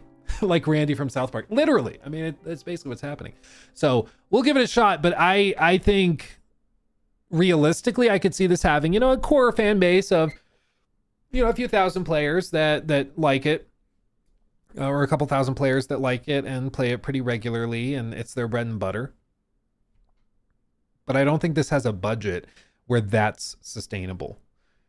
You know, it's a different equation when you factor that in. Because again, like the live service pursuits of Jim Ryan and Herman Holst was predicated on the assumption that if you have 10 attempts at live service, if one of them pops off, you have Fortnite money and it pays for all the failures. That was like the basic napkin math that justified billions in spending. The problem is there's a wide spread of successful live service games. If your live service game was built by 10 people and it's like a constantly updating co-op game like Peak, for example, small indie team, and it's nothing insane, but it's a fun game to play with your friends. That works. Even if you only have 2,000 concurrent players or 1,000 concurrent players, that still works. When you have a team of hundreds of people that are industry leading veterans with massive salaries in a very expensive area of the world to live, all of a sudden the math gets really tricky. Doesn't work so well, you know? So there you go. Adam, thank you again for the membership. Thank you, my friend. Appreciate you. Why did Hiroki Totoki approve this game? To be clear, so Hiroki Totoki was like CFO, and then he stepped in. He basically has taken over the CEO position, and he also supervised. And my theory is that Hiroki Totoki welcomed Jim Ryan to retire because it was right around the time he did a comprehensive financial review of PlayStation and was not happy with the results that Jim Ryan announced he was retiring. Coincidence? I think not. But I think Hiroki looked at this one and looked at some of the other projects they have and discussed with Herman Holst what they should do. And shocker, I think Herman was like, the Horizon game's going to pop off. Horizon's going to be our Star Wars for sure. Naughty Dog, they don't know what they're doing. Cut that one. But let's keep the Horizon one going. I think that that's what happened. And so they let this one go all the way through. In an alternative timeline where Herman wasn't in his position, I think that this probably would have been canceled and they would have moved on and started Horizon 3 or something. But that's where I'm at. That's my sneaking suspicion. So we'll see. I think, again, the primary reaction you're seeing in the comments and stuff is because for the average person, they didn't know this was in the works. So for us, it's not that surprising. But for the average person, I think this game is a real shocker. Let's see. Everything is going concording to plan. Dude, it's so funny that Concord is now like a slur in the gaming world. It's really funny to me. Who is the absolute genius at Sony who decided every dev needs to make live service games? Jim Ryan, baby. Take a shot every time a character smirks. 15K likes, 30K dislikes. Oh, is that real? Is that where it's at? I will say the 40K now. Woof. Woof. I will say the plugin, if it's the Chrome plugin, I've tested it. It's not very accurate. Like in my experience, it's about doubling what the number actually is with some of these like mass downvoted things. So I'm not that confident in the number, but still, I think the reaction certainly is not overwhelmingly positive. It's certainly not. Where is Killzone? Oh, who's going to tell him? Who's going to tell him? The Jim Ryan era was the most devastating thing to happen to PlayStation. Literally. Years and years of wasted time, resources. And what sucks is that Jim Ryan got to retire chilling, rocking and rolling. But the people that he was in charge of, they got laid off. They got fired. They lost their jobs. They lost their retirement accounts. They lost all that stuff. But Jim Ryan's fine. That's what really pisses me off about this stuff. It's why I'm passionate about bashing live service crap that should have never been greenlit, because this stuff should have never happened. And it's not the executives who will suffer when it fails.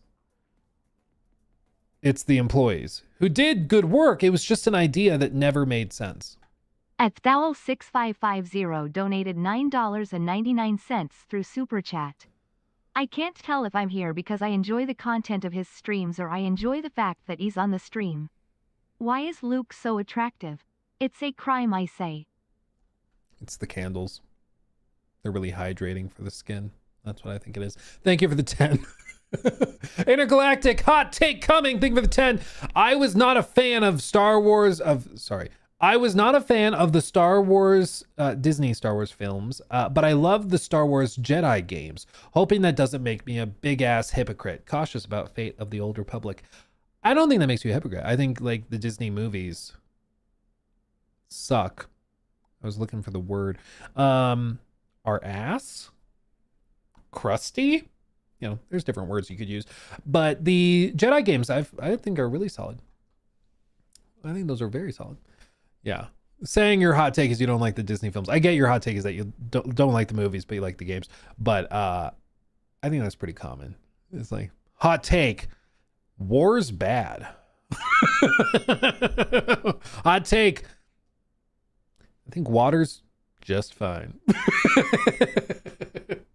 As a Horizon fan, it's a hard no from me. Thank you for the 2. And I think that that's the problem, is that Horizon fans that like the art style of Horizon and that like the single player narrative games, they don't understand what the hell this is. You know, they just don't understand it. And so I don't think they show up for this. So I think it's going to be like the Dauntless fans. And I think there are Dauntless fans out there who want something like this. And I do think there is a player base for this. I just think it's small. I don't think it's $200 million player base. So there you go. Jor, though, he's going to recover. I think he's going to be okay. But I did not have on my bingo card that Jor was going to be not about it, which is kind of crazy. That's kind of crazy. But yeah, that's what you get. That's what you get. Again, you should go watch Jor's reaction on Joraptor React. He has his full reaction on his main channel video. I thought I was already subscribed. He has a main channel video where he also talked about it. Let's see. Yeah. So he also made a main channel video talking about it. So go check those out if you have not already. Okay. Now we can move on from that. Now we should. Oh, I got jump scared. Huh. Sorry. Hot take. There should be a Bloodborne sequel. Just my opinion. Cancel me. I don't care. Just my opinion. I think it's a stupid reason to cancel somebody. It's just my opinion, but there you go. Are you going to react to the new Crimson Desert video? Yes, it is next on the docket. You better believe it. That's what we're doing. Have you seen the impressive Sony financial quarter? Yeah, Ghost of Yotei popped off for them.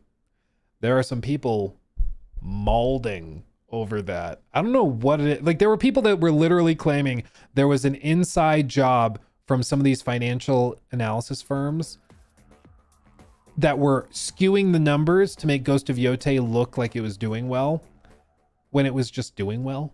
And even now, some of those same people are saying that Sony is lying in their official financial disclosures because they need to own the, like, whatever YouTuber that has 30,000 subs and is rambling about how everything is woke. Like, it's crazy.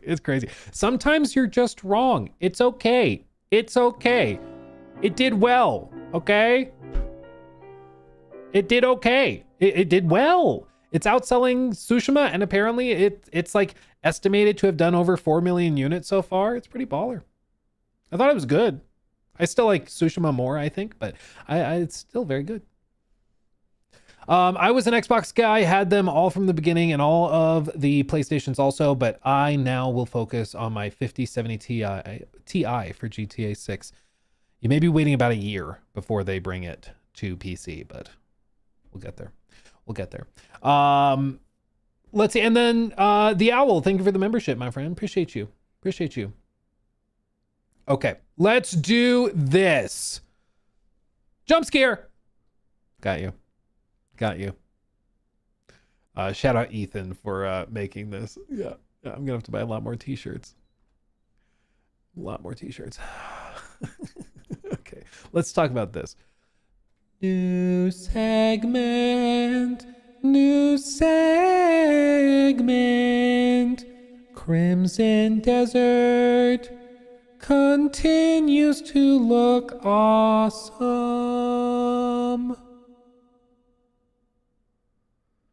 Let's talk about Here we go. Here we go. It's time, everybody. A second features overview video has dropped for Crimson Desert. This is their new push leading into the end of the marketing cycle, okay? As Will Powers told us, the head of PR for Pearl Abyss in the US territories, he told us that they are going to have a bunch of these, that they are going to share a lot more details, and they're going to like really show people, if you don't know what this game is yet, get ready to be even more confused. This game has a lot. This game has a lot, as you're about to see. And they just keep adding to the pile, okay? They keep adding to the pile. Dare I say, the hype is building for many people. You're seeing it. I mean, you can see it in the comment section if we look at this. Great. Now I'll have 20 more reaction videos to watch. Shout out Shacho for that. Hope you're here watching this one. Don't play with my heart, Pearl Abyss. You better deliver. This is my most anticipated game in years. I just hope it's well optimized and fun. That's a common thread. People just hope it runs. So let's see what they showed. Hello, everyone. Welcome back to another Crimson Desert Features overview video. Damn, she crispy. She's crispy. She looks sharp. Again, shout out PPP. I call him Triple P. I've been told by Will Powers they are optimizing it natively, which gets me real excited, dude. I was worried that they're going to be like, we're optimizing it using frame generation and FSR2 and DLSS 1.7, and it's like all outdated. It's going to be super blurry. I was braced for it. I was worried about it, but no, dude, like they said that they are optimizing it for performance native resolutions. And then all of the upscalers just add to performance on top of that, which is exactly what I was hoping to hear. I did not lead him into that answer, but when I asked him, is this being optimized natively or with upscalers? He instantly said, oh, natively, which is exactly what I would hope to hear. So I'm getting optimistic, you know, I'm hearing the right things.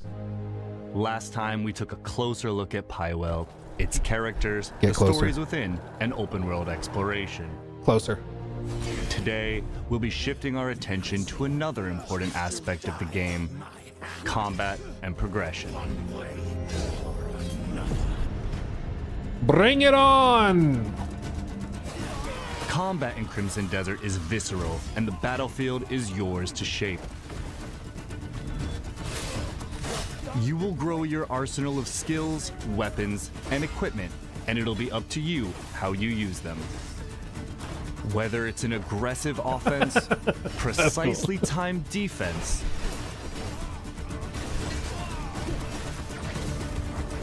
or even using your mount and the environment to your advantage. Combat in Pywell is full of possibility. Wield a wide array of weapons from sword and shield, spears, great swords, axes, and various ranged weapons. Dude. The hair. You know what I think doesn't get enough love? NVIDIA hair works.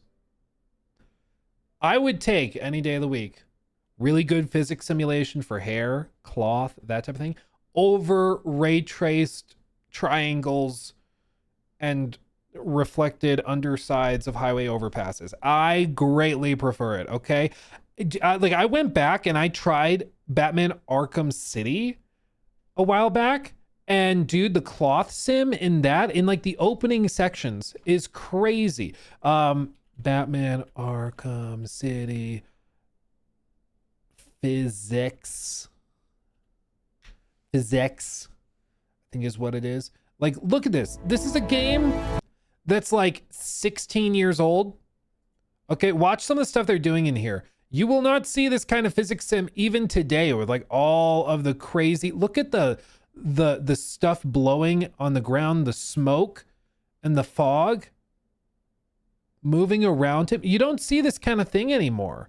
See the newspapers blowing in the wind, the shards from the freeze gun. This stuff was standard back when Obama was president, okay? But like, we've just lost it because all of the compute power has been spent on machininess. Drives me crazy, dude. I miss it. And back in the day, dude, this was standard. Oh, I love it. Anyway, sorry, continuing. The reason it made me think of it is because in this clip, they show, like, watch his hair blow. Great swords, axes, and various Right ranged... there. See the hair blowing? The hair blows in the breeze. That's exactly what I like to see. I need that hair blowing. Ranged weapons. Oh! Instead of the hair looking like a helmet, it actually blows. It's one time it's okay to blow. Or is it? Each weapon has its own advantages, so switch back and forth to the ones that best fit your style and the situation you're in.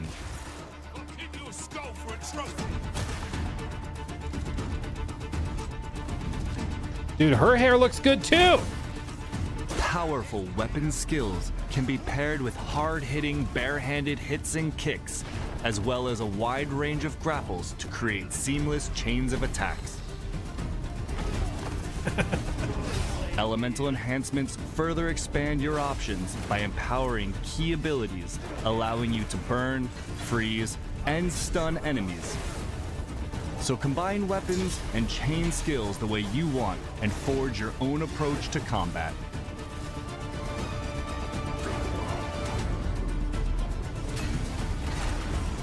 Your mobility and timing are also a big factor in combat. It's just crazy. Slides, dodges, counters, and swings flow directly into attacks, keeping you mobile and relentless. You know, I read a management book in college where they were trying to, like, the point of the book was, how do you, as a manager, find good ideas and not shut them down? Because basically the premise was that a lot of really good ideas in companies never see the light of day.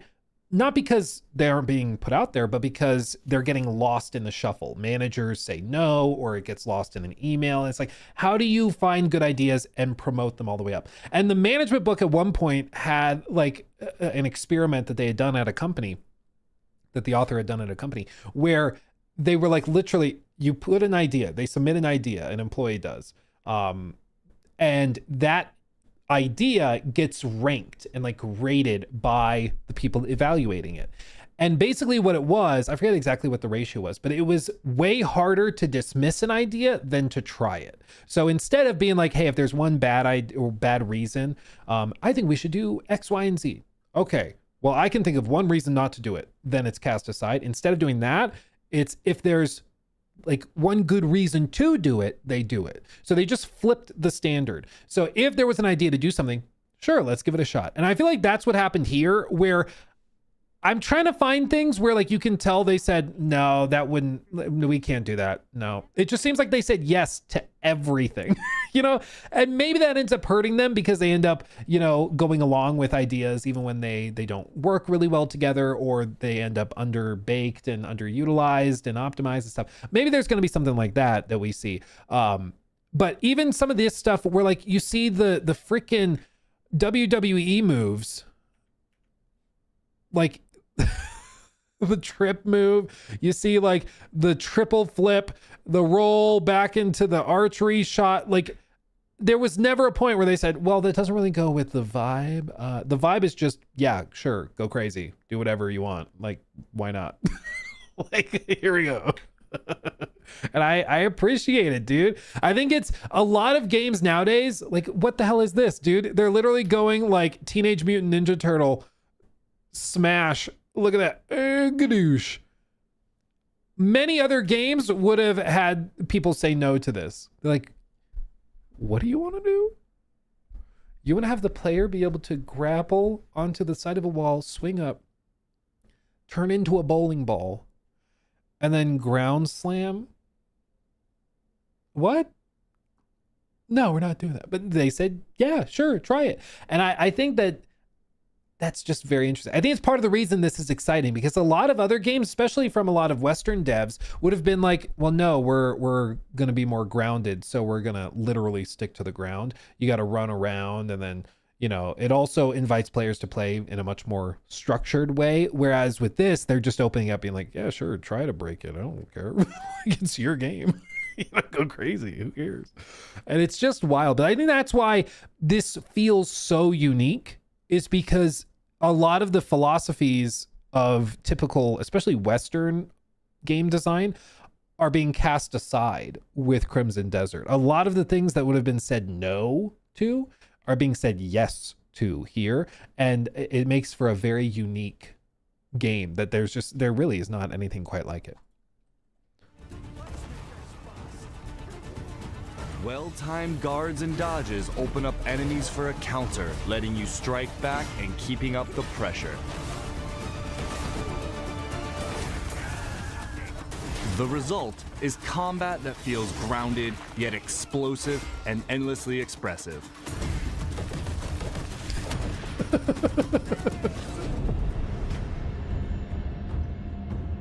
A little bit of that Batman. The skills you've just seen won't all be available from the start.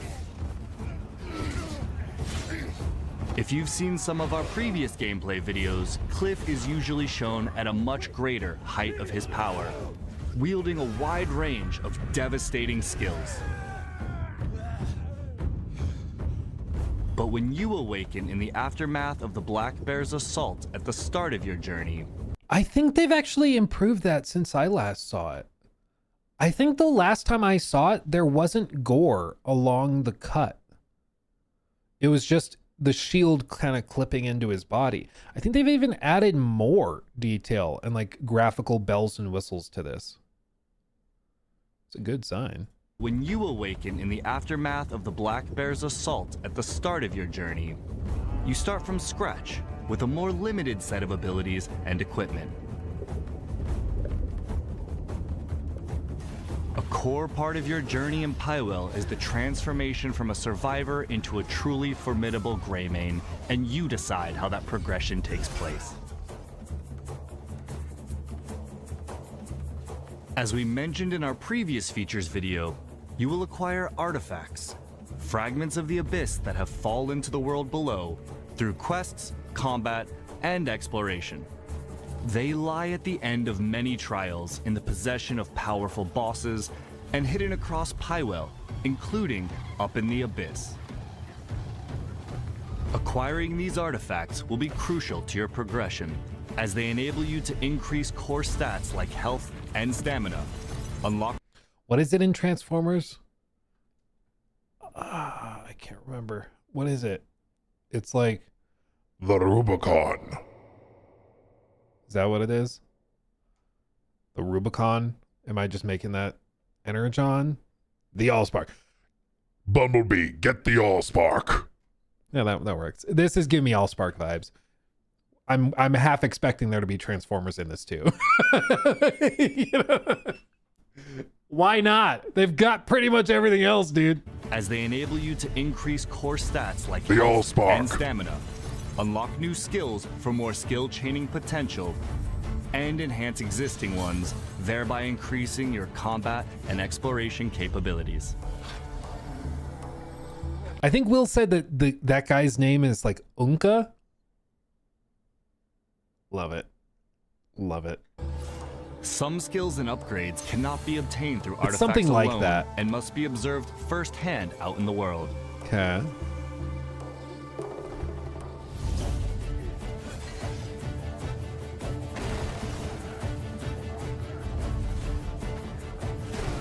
You Dude, the belly flop. See what I mean? They're like, okay, I imagine one of the combat designers going to their supervisor. I have an idea for an attack. Okay, what is it? Is it like an overhead slash? Is it like a stab? No. I went to an American water park. All of the overweight dads were doing this thing. It's really weird, but it's awesome. Watch. You may be the type to want to upgrade your stamina quickly to run. Dude, I wonder if there's something that happens if you do it on water. If it's like normally you can jump into water and survive, but if you do the belly flop, you die. And glide around the world longer to explore. Or you may want to unlock and upgrade all the Dude. diverse grappling skills to continuously slam enemies Look at into that. the ground. Like literally, they're doing like WWE wrestling moves. Again, they just were like, yeah, hell yeah, sure, why not? Go crazy. I saw one commenter, they were like, finally a developer who knows how to make how to embrace the fun or something. It was a comment basically like that. But it made me pause and think. I was like, I think what it is that players really miss the unexpected craziness. Like you look back at some of the games from 10 years ago and they like some of them were unhinged. Some of the stuff that you could do, but nowadays I think it was the aftermath of like the PlayStation cinematic third person era that every game started to get more grounded. And I really like grounded games, don't get me wrong, I really like grounded games, and I would typically say that that's my preference. But I'm starting to wonder, like, is it just because I've taken enough of a break from the craziness that now this looks really appealing, or like, what is it? Yeah, the Just Cause stuff. Yeah, Just Cause 2 is goated, man. I freaking love Just Cause 2. And there aren't really games like that anymore that are just unapologetically crazy, you know? It just doesn't happen. Thank you, Nexus, for that one. It will have a story. How good it is, we don't know until we see the story. Time will tell. At Lisa Ray 62 donated Thank you, Lisa. $49.99 through Super Chat. Sorry to interrupt. I come in late, so a yes or no answer is fine. Will my 4070 laptop get me through this crazinesses, or AHOULDI upgrade? No, I think that should do it. Yeah, I think the 4070 will be fine. Especially like, so even on screen right now, you can see, this is important to note, you can see all these particle effects and stuff that are popping up. So all these like little sparks, and you can see these sparks here from the weapons and all these little bitty things flying up.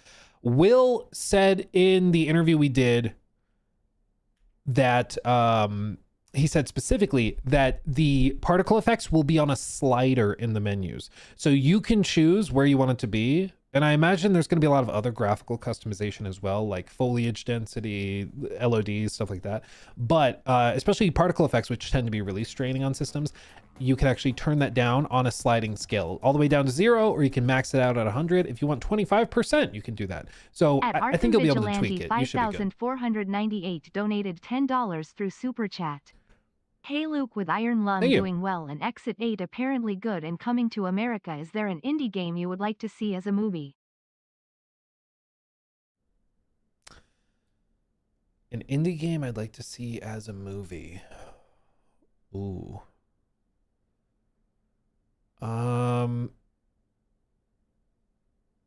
That's a good question. I guess it depends on where we're drawing the line at indie games. Because I think, Soma, I guess Soma counts as an indie game. Soma would be really cool as a movie. You could also do, I think Outlast could be interesting, but you'd have to do it like the full thing from the first person perspective, and that could be really disorienting. So I'm not sure if that really works. Octodad.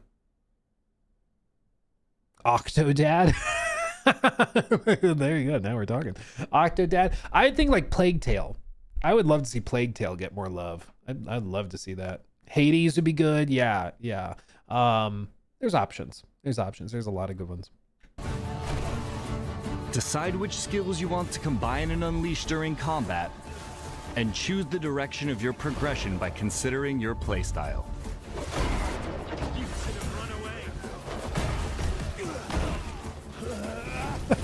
Dude, he picks him up by the knees and chucks him off the cliff. Look at this. He grabs him. Advanced Zero Emperor donated $10 through Super Chat.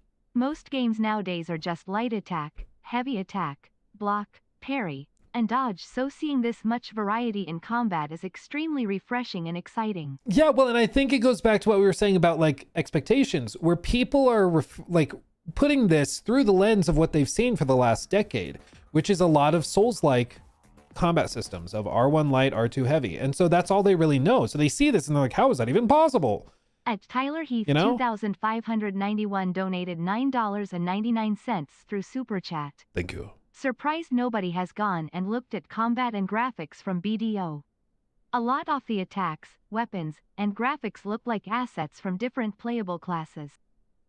Like MMA flying type moves. Yes, and this is my sneaking suspicion. We know that they have 3 playable characters, Cliff included. So they have 2 additional ones. My guess is that a lot of the stuff you're seeing, we're like, there's so much. I think because this was being built as an MMO, the other playable characters probably had their combat animations and all that stuff built out from different playable classes in the original pitch of this game, which was that it was going to be an MMO, which I think is why they were like, we don't want to just scrap all this stuff that we did, all this work we did for their combat systems and combat animations and everything. So let's keep it, but we'll just make them playable characters.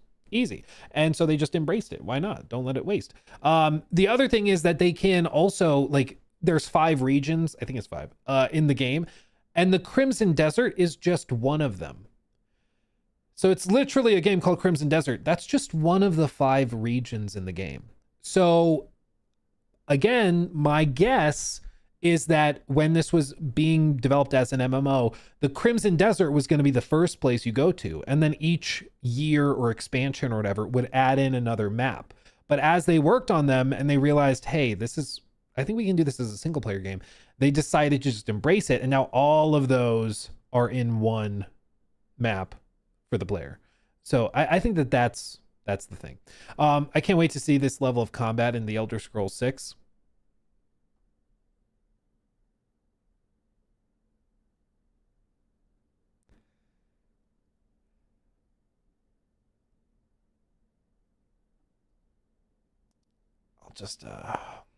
We'll just move on.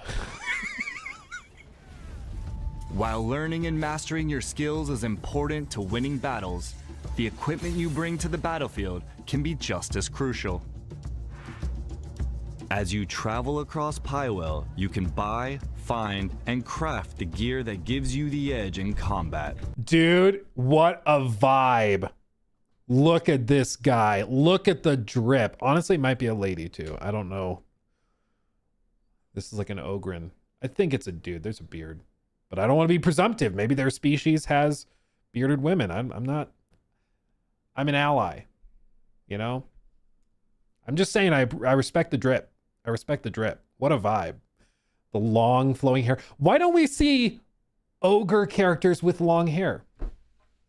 Why don't we see that more? They're always bald. That's a good question. Goblins. Why don't we see goblins with like long braided sort of elven hair like from Lord of the Rings?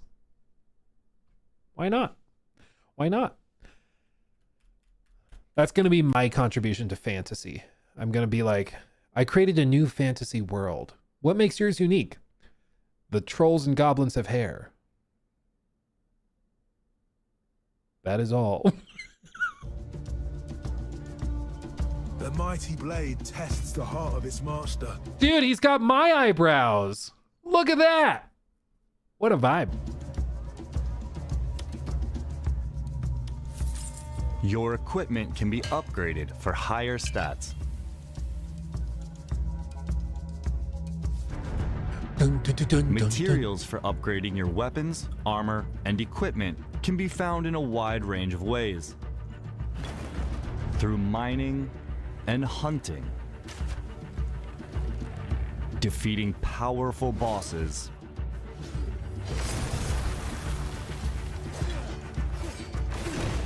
through quests and by uncovering them in hidden locations. You will also be able to customize equipment with extra stats and special effects. Oh, baby. Mix and match these across your web. Be respectful. I don't want to see any mommies or uppies, okay? We're being respectful. She is a wizardess, a witch with great power. And you guys will show respect, okay? I'm just saying that because I know how you guys are. I know, okay? Mommy? Weapons and armor, and experiment to discover what combinations work best for you in the battlefield and out in the world. All of that preparation leads to your greatest tests. Across the continent of Pyro. What the hell is even that, dude? Leads to your greatest tests. Across the continent of Pywell, fearsome bosses rule, waiting for your challenge. Bro.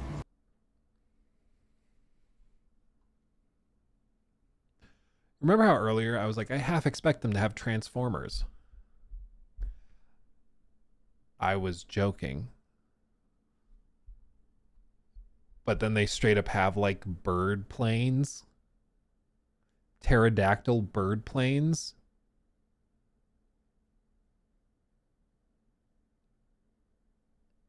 What is even happening? What is even happening? They fly now.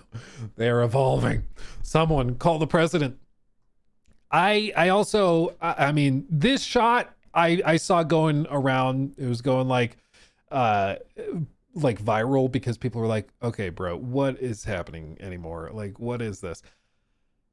This is the thing, dude. Like, they just I think the way that I have concluded Crimson Desert's development worked is that when somebody went to the game director and was like, I have a crazy idea, they said yes. Full stop. And we don't see that often. A great example of a game where I think they said no a lot was like AC Shadows. Like, they showed the hunting system in Crimson Desert where he's going around hunting. They cut hunting out of AC Shadows. They cut torches. It's a game called Assassin's Creed Shadows. And you can't use a torch to light up the shadows. You can't cycle, at least at launch. I think you still can't, but at launch, like, you couldn't cycle freely between times of day to go and do missions in the shadows. What are we doing? Like, they said no so many times and cut so many things. We have an AI that can simulate NPCs going about daily schedules and routines. Cut it. Cut it. No, we're not doing that anymore. And it feels really restrictive and kind of suffocating. And frustrating. And I think that with this, again, the reason it's just really refreshing for many people is because they just said yes to everything. Now, for some people, I'm going to be real, and I'm sure there's some of you in chat. You're seeing all of this, and you're like, bro, this is like sensory overload, you know? And if that's the case, totally fine. This does seem like the candy shop video game. Like, there's so much here, it's going to be easy to overdose, okay? Because there's just so much going on. But if you find this intriguing, it's just, I have a feeling that there's going to be times in this game where you're just like, what? All right, what? It's just going to break your brain, dude.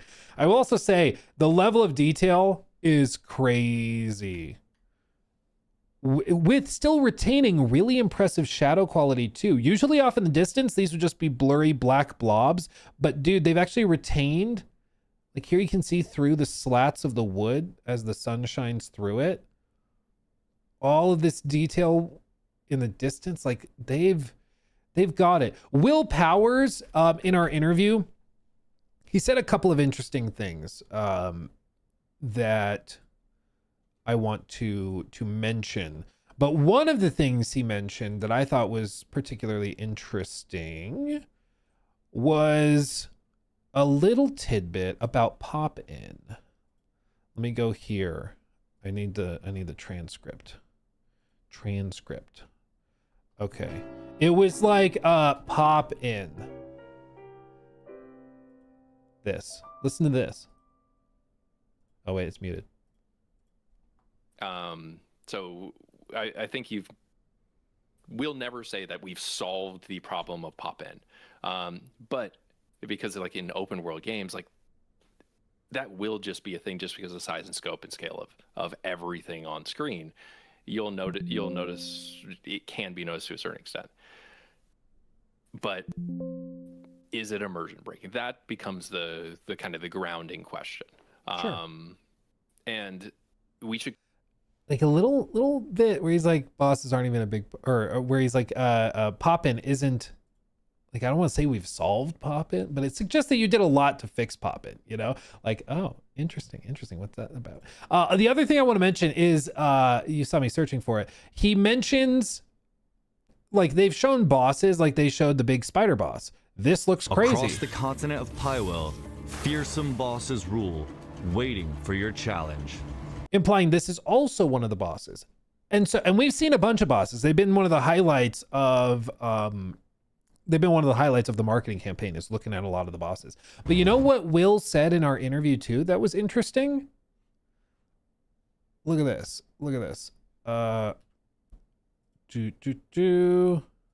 Here. Listen to this. press even, we put forth a combat demo, which was a boss rush. That was, bosses aren't even a huge part of the game. We did one chapter. What? Bosses aren't even a huge part of the game? Now, some people in the comments took that as, oh, so there's only 5 bosses in the game, the ones you've shown. I think what he's saying is that the game is so big that all of these crazy bosses you've seen are just a little sliver of what we have. I think that's what he was trying to say. But that did stand out to me when he's like, bosses aren't even a huge part of the game. I was like, really? Really? Because it seems like they are based on what we've seen, but can we play golf in this game? It wouldn't surprise me. At this point, you never know. They come in many forms: human and beast, steel and sorcery, brute force and mystery. It's a space lizard, dude. And again, he's saying it's not even a huge part of the game. You know, it's just interesting. Maybe it's like, yeah, don't expect a lot. There's gonna be a lot. Maybe that's what I don't know. That just stood out to me when we were doing the interview. I let him finish what he was saying. We kind of moved on, but when he said that, I was like, really? They'll test your limits in different ways.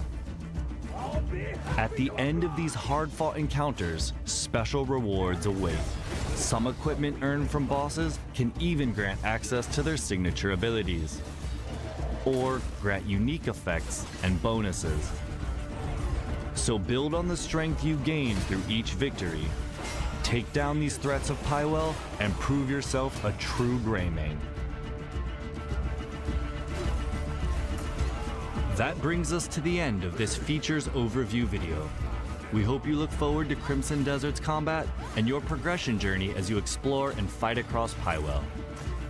Thanks for watching, and we'll see you in our next and final features overview video. Okay, the next one is the final one.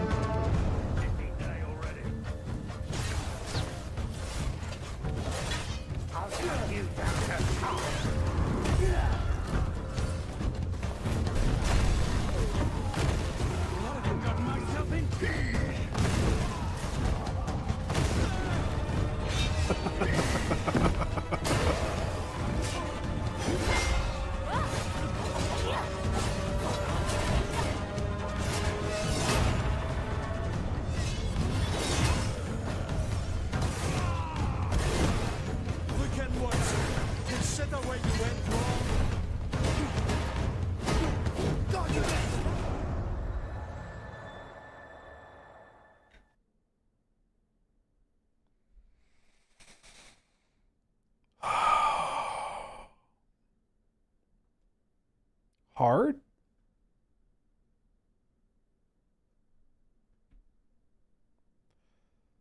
Throbbing? Maybe? Maybe?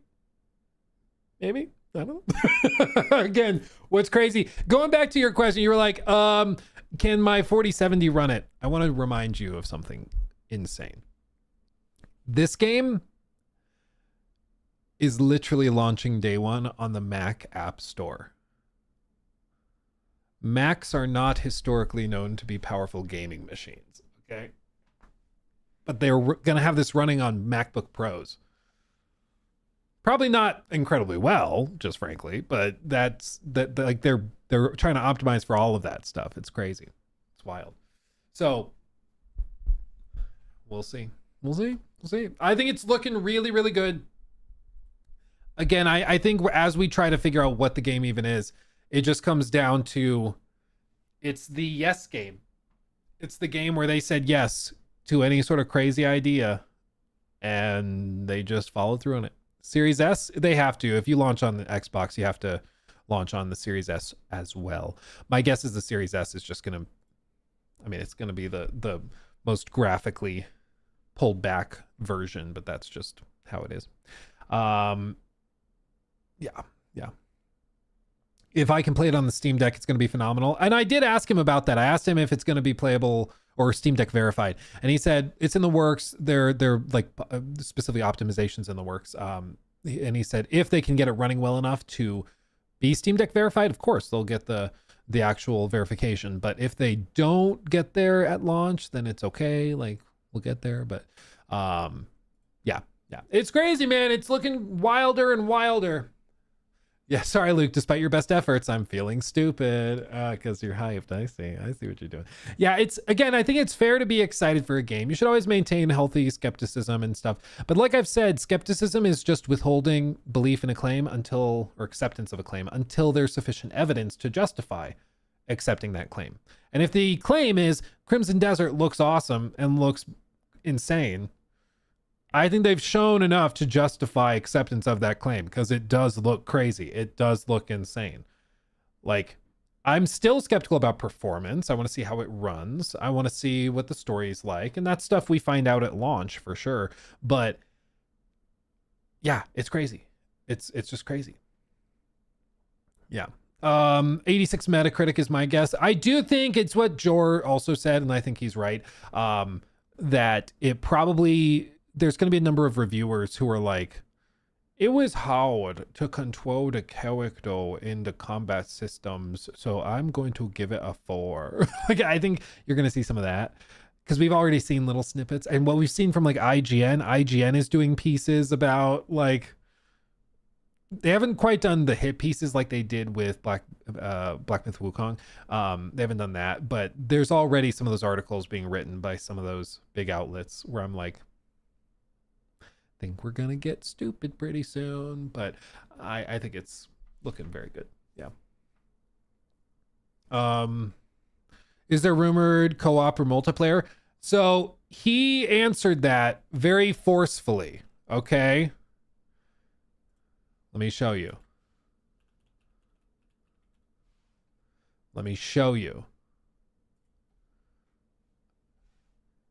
Asked him, is there gonna be multiplayer?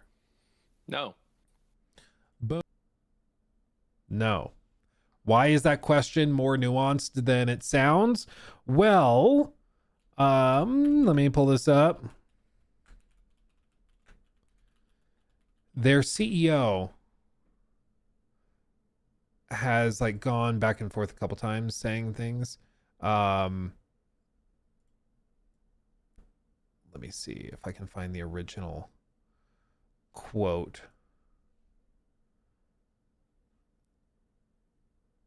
Here,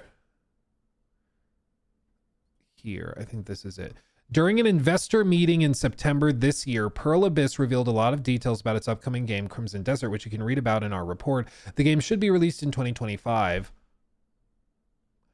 With about 50 to 80 hours of single-player content. And the part I'm really excited about is it will feature a GTA-style online multiplayer mode that extends the lifespan of the game with live service features. They've a story and blah, blah, blah. Where's the original quote? I don't see the original quote. Come on, fam. What are we doing?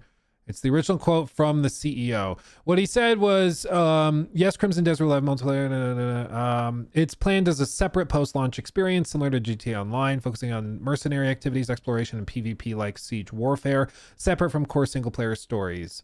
And then they can players can transition between the story mode and the online world and team up with others.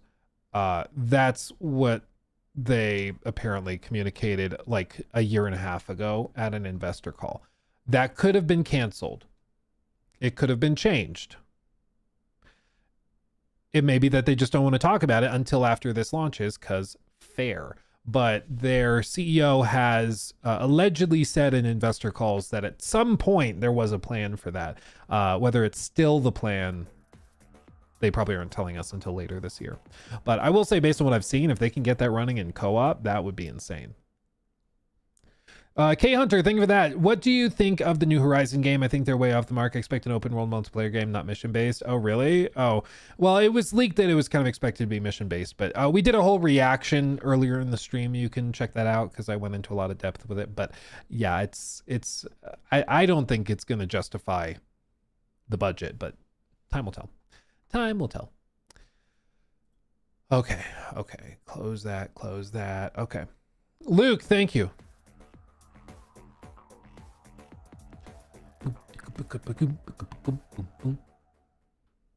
At Luke Smith 9723 donated $9.99 through Super Chat. Thank you. Poop.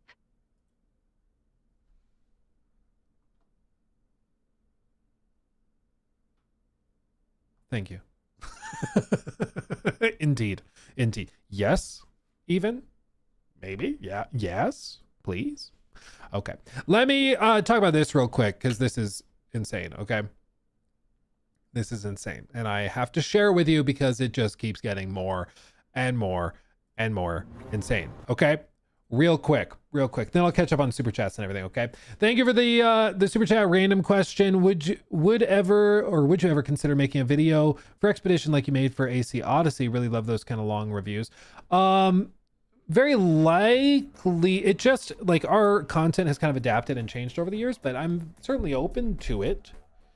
Doing like a big revisit or something. At Kukurikapika donated 500 Czech korunis through super chat. Thank you. Jack of all trades, master of none. I think this could be reason why people don't like it that much. Arc Raiders are proof that people like straightforward games. Do you mean with regard to Horizon? Is that what you mean in regard to Horizon, or do you mean in regard to Crimson Desert? I guess I just want a little bit of clarity on what you're referring to. I have heard Jack of all trades, master of none in regard to Crimson Desert. Fears that it's doing too much. They won't be able to specialize in stuff. I think that that's a fair question to have.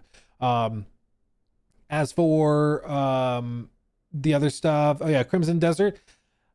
Yeah, and I think that it's why there's been confusion on what the game is, because it seems to have an inspiration in little pieces of a bunch of different games. So people are like, which bucket does it fit into? And it seems like it's just all of them. Like it's kind of its own bucket, really. And time will tell if it actually is able to pull off all of the things that it's doing well.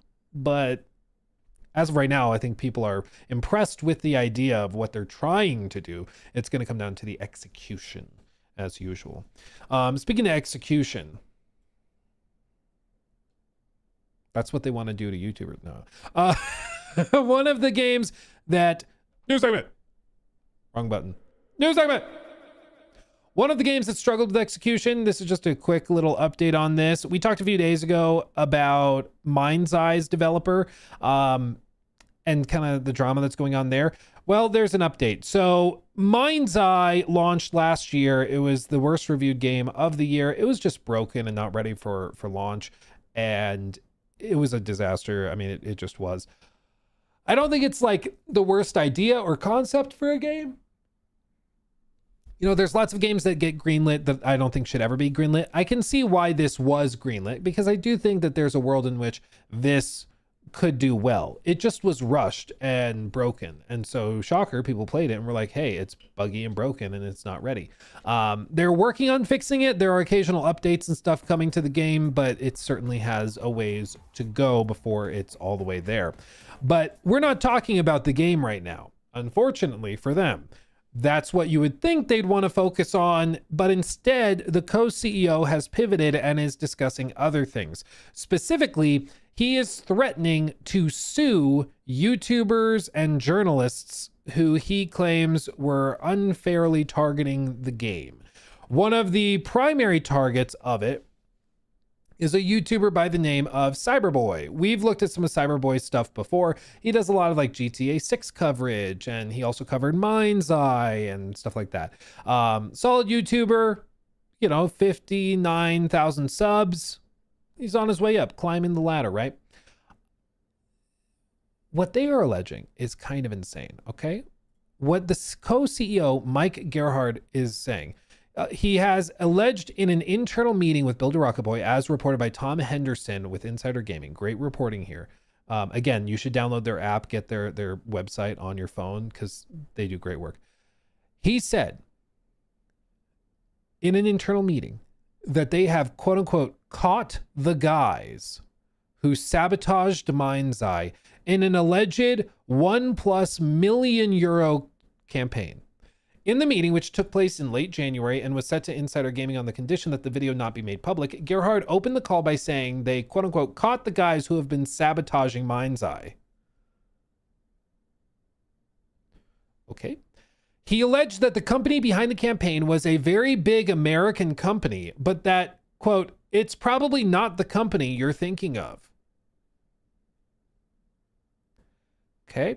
Gerhard alleged that the smear campaign had a budget of over $1 million spent in 2025 and was orchestrated by the UK-based company Ritual Network, who are, quote, a bunch of gangsters, end quote. According to Gerhard, the company has been paying several influencers, including Cyberboy, an influencer Gerhard recently threatened with a cease and desist order via Discord, 3 journalists, and a Baldur Rocket Boy employees, all to harm Mind's Eye and Baldur Rocket Boy's reputation. So the allegation is that an American company paid a British company to pay content creators, journalists, and even employees within the company to sabotage the game. And that's why it failed. It's not his fault. I hope there's evidence for this because I'm going to be honest, this sounds insane. This sounds like hardcore cope. And also, let's just play this through, okay? There's no way to talk about this without me sounding like an egomaniac, okay? But I'm just going to talk numbers. I did a number of videos on Mind's Eye that did collectively probably over 1 million views. Okay. We did stream segments that did hundreds of thousands of views. We did TikToks and YouTube shorts that did a lot. Not to pat myself on the back or implicate myself, but a lot of my videos and coverage of the game, I'm sure did not help it. Okay. I was not approached by anybody for a multi-million-dollar payday. They're saying that Cyberboy was approached, and Cyberboy is on his way up. He's making good videos. He's working on it. He's on the grind.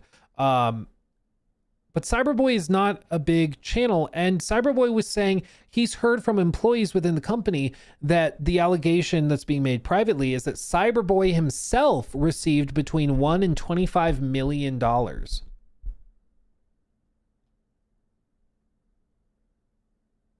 Just tell the truth. Look who paid you. Dude, if they were willing to pay me $25 million,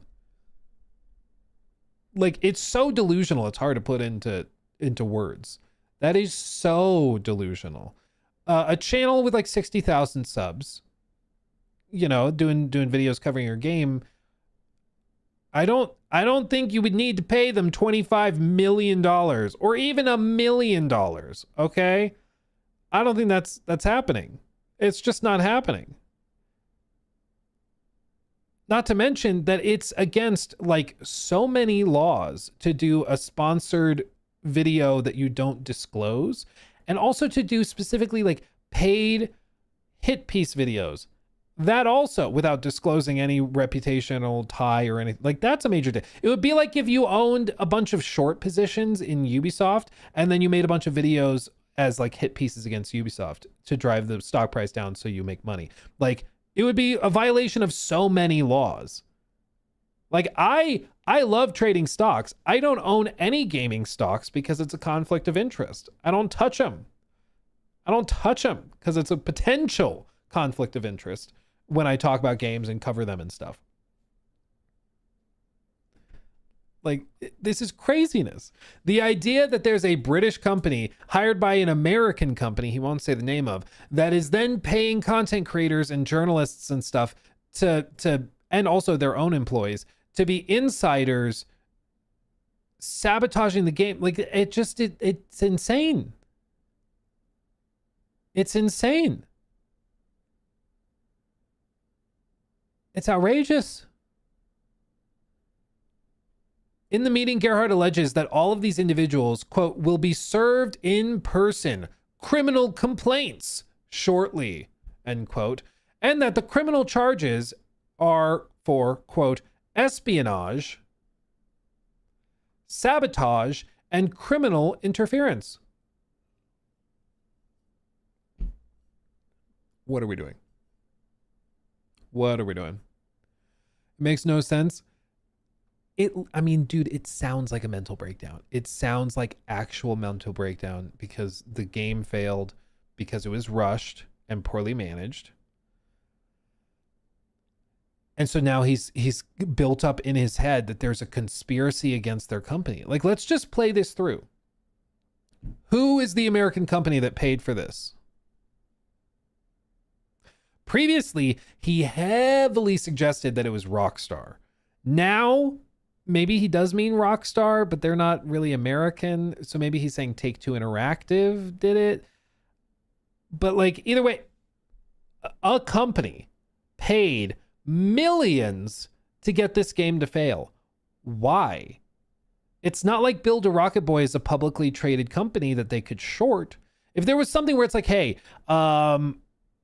like if there was a story where like Ubisoft or something came out and was like, hey, we have evidence that there's an American company that was paying culture war YouTubers to like bash our game to make the stock price go down because the games would underperform. And they did that because they had short positions on our stock. So as our stock price dropped, they made a ton of money. So they paid to get our stock price to go down. That at least is a conspiracy that kind of makes sense, right? Because you're like, okay, there's a reason for them to do that because they will make money. With this, what's the reason? Why would they pay millions to have people commit espionage, sabotage, and criminal interference? Like, what are we doing? He said, everyone who's involved in this has real problems, including the company behind it. This is the start of our comeback. The British company in question responded, Ritual Network is a creator support platform and is not involved in the matter you referenced. We are not aware of any legitimate legal action involving Ritual Network and have not been provided with any evidence supporting these claims. Any suggestion that Ritual Network is connected to these allegations is incorrect. And then Insider Gaming also reached out to Build a Rocket Boy, the studio, for a comment on the allegations. And they said, quote, we don't comment on leaked internal communications. Sadly, we do have evidence that there has been a coordinated campaign to purposefully and maliciously damage Build a Rocket Boy's reputation and undermine confidence in Mind's Eye. We are working with our legal team and taking steps to address this. Following the allegations made in the meeting, Gerhard went on to say, quote, the way we win as a business is through the quality of our games, through love, the passion that we put into Mind's Eye. And the lawsuits and criminal filings. Like, it's actually crazy. I know I say that as like a verbal tick to just be like, this is crazy. This is wild. This is actual craziness. Like, this is actual craziness, dude. It's insane that they're doing this. So here's the deal. As of right now, there's no actual lawsuit. There's no legal complaint. He's saying there will be, but I don't think so. They got a new legal team. Who knows? Unfortunately, some YouTube gamers have been sued and lost everything. Carl Jobst went bankrupt. This could be serious. Well, Carl's case, that's a whole other can of worms. But he lost based on the law as it was written. It made sense why he lost. That's a whole other thing. Okay, it's a whole other thing. But man, Cyberboy. Hold on, is that you? Hold on. Because I see extra letters. I want to make sure it's actually you. Hold on. Please hold. Yeah, that is you. Okay. Cyberboy, good to see you, my friend. Good to see you. I want to make sure nobody was impersonating you. I guess breaking story. Okay, breaking story. Cyberboy. Serious. This is not stupid. This is very serious. Cyberboy, can you tell us officially, were you paid $25 million to bash Mind's Eye?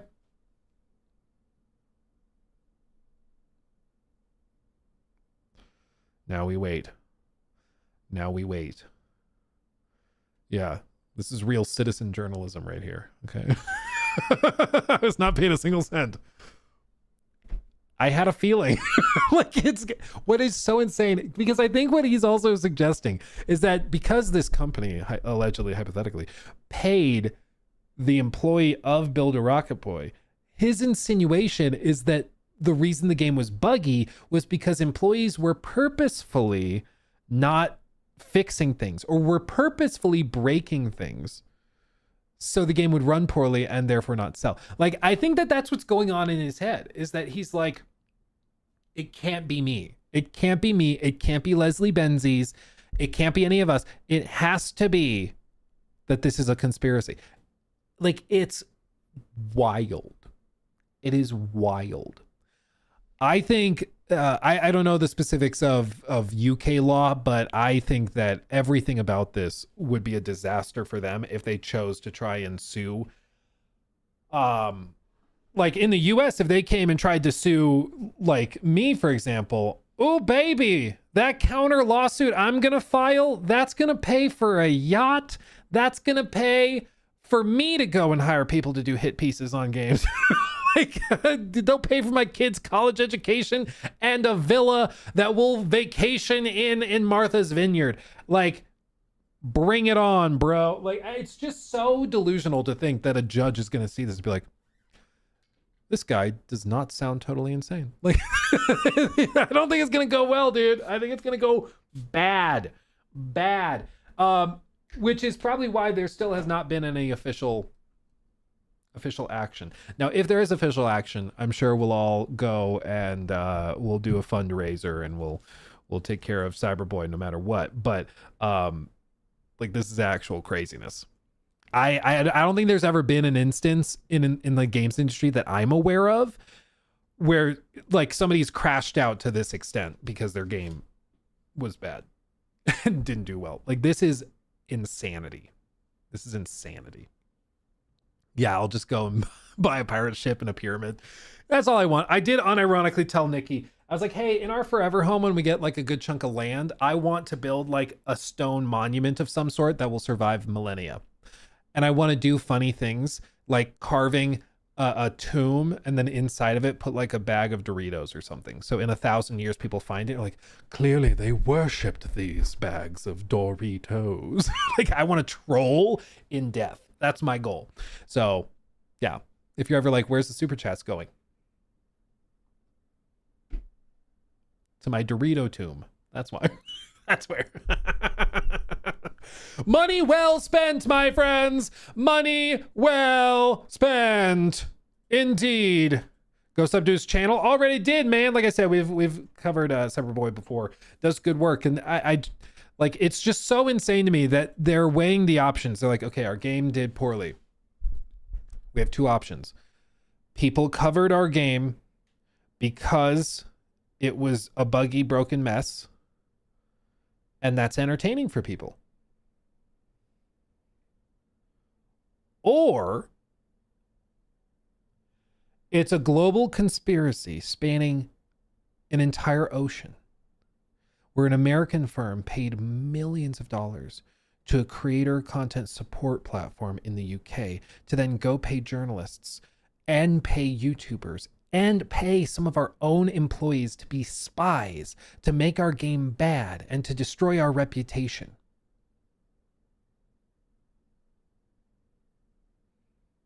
Conspiracy. it's actual craziness. It's so insane that that's the evaluation that's going on here, but there you go. So I'll let you know, guys, if I get sued. You'll be the first to hear, and it'll be funny, but that's where we're at. That's where we're at. Take-Two does have the money to do that. Why? For one, it's illegal in like every way. Two, why? Like, why? At Gerbaz2174 donated 20 Canadian dollars through Super Chat. That was your best pitch for donations. Thank you, my friend. Thank you. Yeah, I've always, the old saying is that when you're poor and crazy, you're crazy. When you're rich and crazy, you're eccentric. And I aim to be eccentric. That's my life goal, is to be eccentric. It's like, oh yes, this guy sitting on the side of the street who's homeless, he has a collection of buttons and he talks to a friend of his that is carved out of a wood block. We'd say, oh, that guy's got some mental health issues, he needs some help, he's kind of lost it. If a billionaire does that, it's like, what an interesting guy. I would love to hear about his process. Oh man, I don't know any company that would risk the cost of doing that. Well, and it's part of the delusion too, in my view, in my opinion, which is that anybody was threatened by Mind's Eye. Like, from the moment it was revealed, a lot of us looked at it and were like,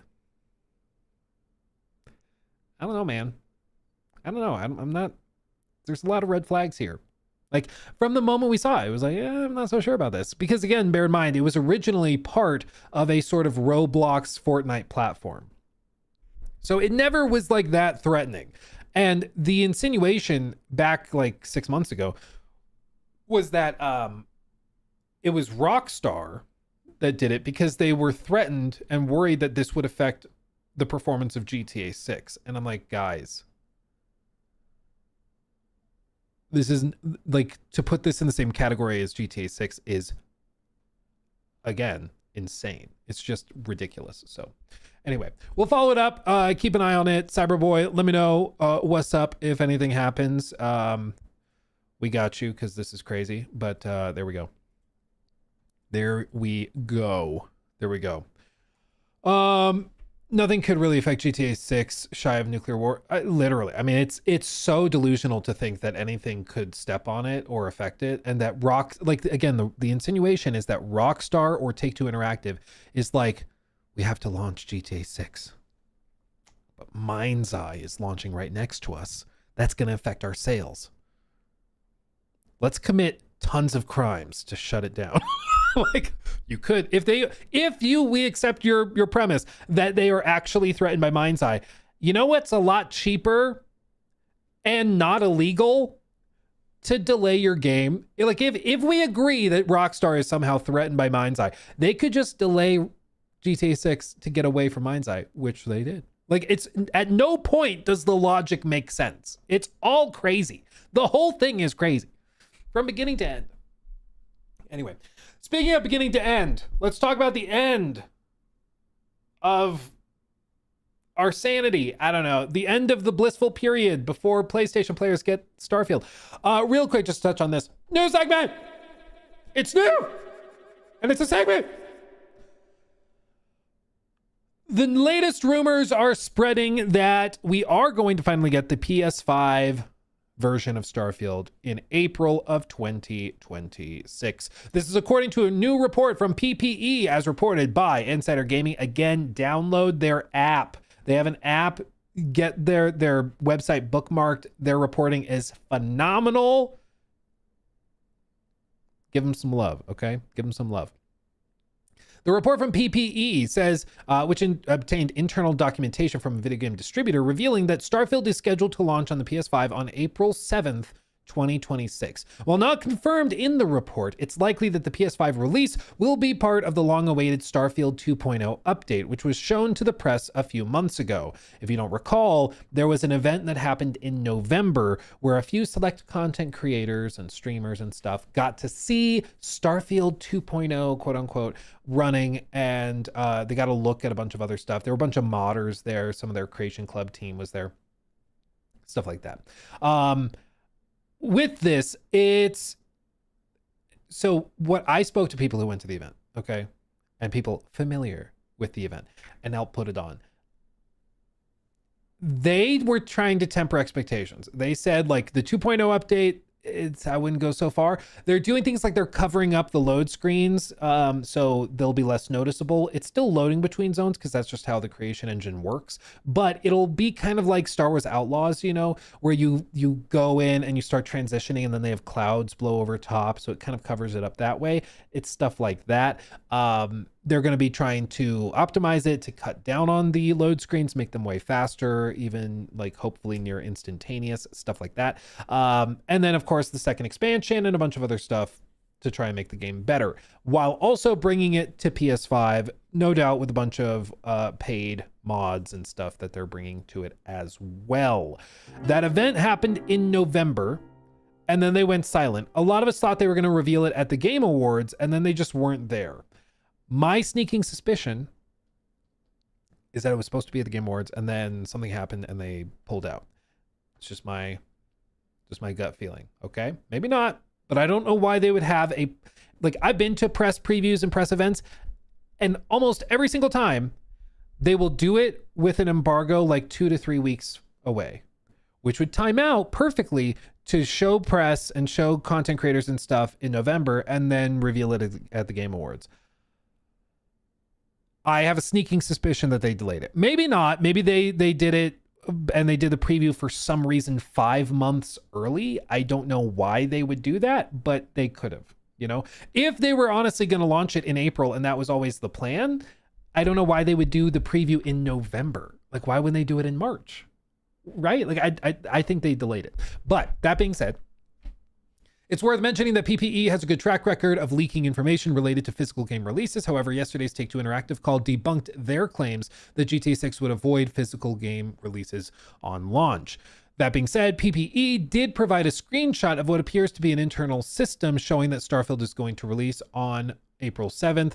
It isn't quite clear what the update will bring, but according to rumors, Starfield's massive update is set to deliver a major overhaul to the game in addition to its second major expansion, Terran Armada. It's currently unclear whether the rumored Switch 2 version of the game will also release at the same time. And Xbox Era was the first report that it was going to be coming to the PS5 in February of 2024. What's also interesting, though, is that the same reporting suggests that the Starfield PS2 port, or Starfield PS2, wow, the Starfield Switch 2 port may actually have been canceled. It appears to just be in limbo right now. Personally, I think the sooner that they kind of fully shift, the better, but we'll see. The long awaited, I mean, there are a dozen of fans that are waiting for Starfield on PS5. I'm genuinely, like, memes aside, I'm genuinely interested in how it performs on PS5. Because I do think there's a lot of, like, PlayStation gamers who are fans of Bethesda and would try it. I do think that, yeah, there are literally dozens of us. I do think that there are people who will buy it and are interested. I don't know if releasing 2.5 years after the original release, if that like is enough. I don't know. But if they market it properly, it could be seen as like a big triumphant thing where the game's totally overhauled. And I hope the improvements and the stuff they've done to it over the last year and a half, since the last expansion, by the time we get this, is good. I hope it's enough to make the game compelling. It's just, I'll believe it when I see it. You know, I've been let down by Bethesda so many times that the idea that maybe they finally fixed Starfield, that's intriguing, and I want to see how they're doing it. But I'll believe it when I see it, because I half expect that it's just gonna break the game even worse. And it's, like, Bethesda's given literally zero reason to have confidence in their abilities. There really is not a lot of reason. But let's also point out that if it actually is launching on April 7th, it's expected that we probably get a PlayStation State of Play soon. It's expected we get one in February, actually. That's what the rumors are suggesting. And if that happens, that would suggest that this will be revealed probably at that State of Play or showcase, whatever they call it, but probably State of Play. And then they're going to announce it for like pre-order on PS5 for a month and a half. I don't think that's their typical MO. I think like Bethesda typically likes to shadow drop stuff recently. Just put it out there. So we'll see what they actually end up doing. I think it makes sense for them to show it off and showcase the 2.0 improvements and stuff instead of just shadow dropping it. But time will tell. My guess would be at whatever the next Sony showcase is, that Starfield is there. Yeah, that's my guess. That's my guess. Yes, you're right. I did say I was going to catch up on super chats. I need to do that. I am so bad. I'm so bad. Okay, I read that one. Ouroboros Snake, thank you for the 5. Any chance for Metroid Prime remasters and sequel with the information for sold over 1 million units combined? Thanks for being positive for us in the world. Thank you, my friend. I personally would not hold my breath. I would not hold my breath for that. Never say never, but I think they've got other pots on the stove they're going to focus on more. It's just my feeling. Silver Lining, thank you for the 22 months off to GDC next month. Ready for more layoff news? Yeah, always. There's going to be a lot more. There's going to be a lot more. Microsoft's going to do another wave. I think Ubisoft has another few waves they're going to do. There's going to be a lot more for sure, unfortunately. Let's see. Logan, thank you for the 2. Continue to exist if you're reviewing Crimson Desert. I will say, as of today, I do not have the game. I'm not playing it. I've been playing Cairn and something else. ... You'll find out about that something else soon enough. But that something else is not Crimson Desert. Blackthorn, thank you for 5 gifted memberships. Thank you. That's very generous. Thank you, my friend. And welcome everybody who just got a membership. Glad to have you. Thank you. And then Logan, thank you for that 2. Love to Mahler and his 17-hour vivisection of Outlaws. That's hardcore, dude. That's hardcore. GTA 6. Yeah, confirmed. I have GTA 6 playing it. It's pretty mid. Confirmed. Luke Stevens, streamer, has been playing GTA 6, says it's mid. Oh my god. Never say never. People have clipped weirder stuff before. You never know. Let's see. The Owl, thank you for the 10. I was disappointed with Starfield and would like to see it fixed, but I also kind of want them to move on and focus solely on the Elder Scrolls 6. I think that's very fair.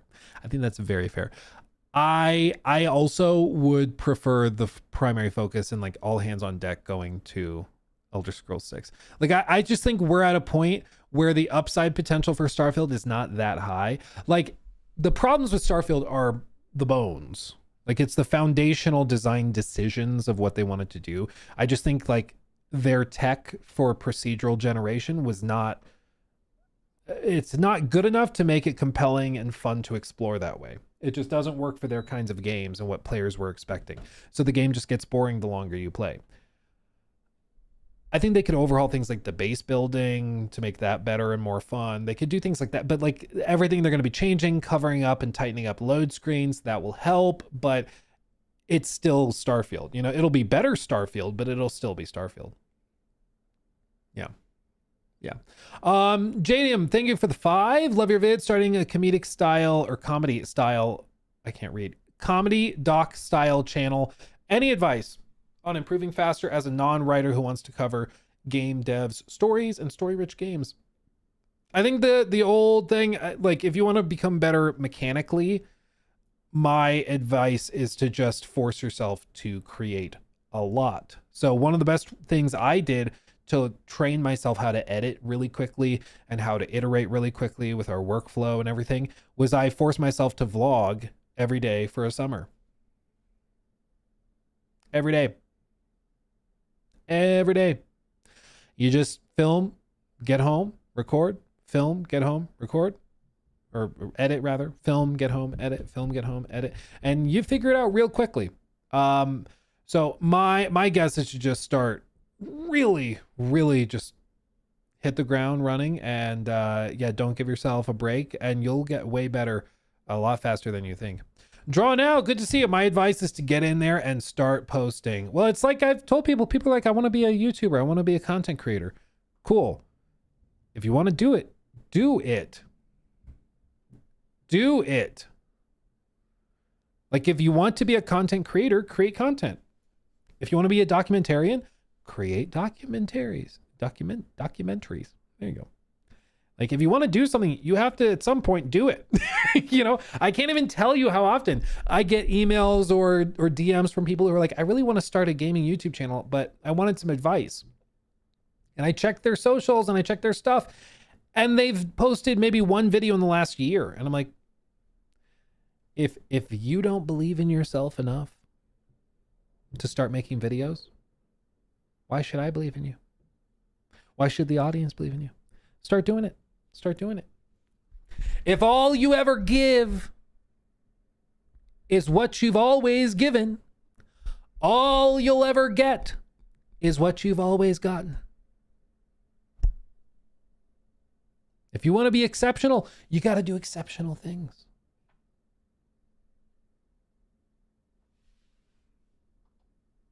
Do it. Do it. Yes, you can. Yes, you can. Just got to start pumping it out. Start pumping them out. Just like these memes.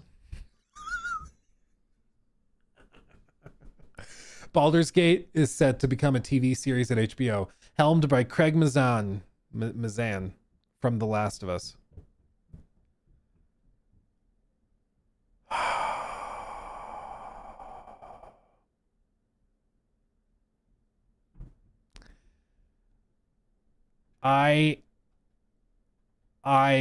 Oh man.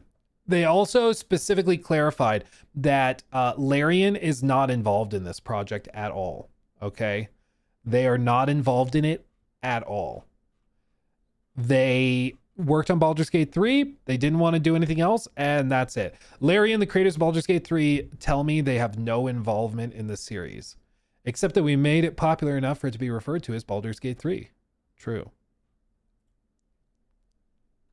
The memes are memeing. Baldur's Gate 3 without Larian's involvement is a huge mistake. Here's the deal, okay? Rumor has it, it's not even really rumor at this point. Hasbro, Wizards of the Coast, they do not have a good relationship with Larian. Dare I say it's bad. There is a reason why Larian wanted to sever ties after Baldur's Gate 3 and move on. Go back to Divinity. And what those reasons are, maybe it's money, maybe it's creative disagreements, maybe it's that, you know, they came back and Wizards of the Coast was like, we want you to do Baldur's Gate 4, but we're gonna only pay you like 50% royalty. We're gonna take 50% of it. Maybe that's what it was, and they're like, get out of here. No. Either way, something happened and it turned sour.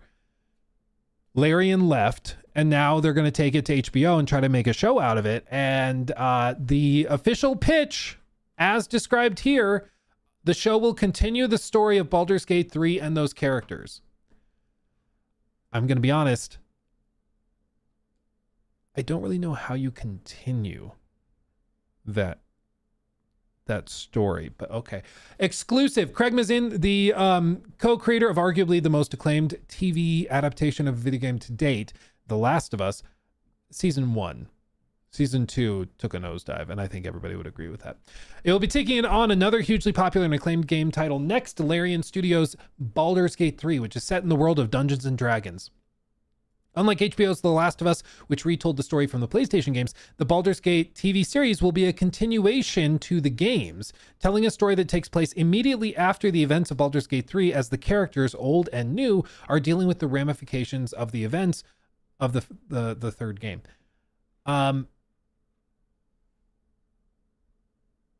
don't know, man. Cromwell said, very good journalism. Oh, by the way, you never asked the creators of Baldur's Gate 3 about this, but don't worry, it's cool. A little sassy. I'm gonna be real. I hope it's good.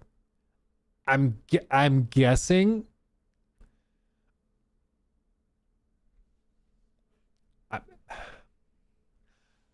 I'm gonna withhold judgment. Okay.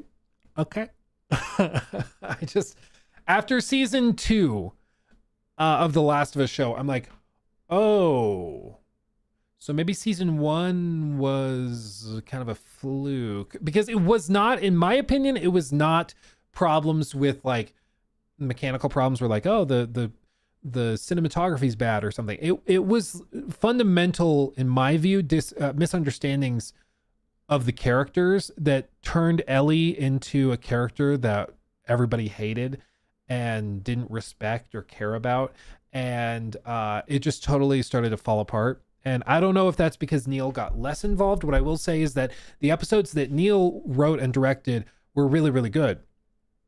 It was specifically the episodes that Craig was in charge of that I really did not like.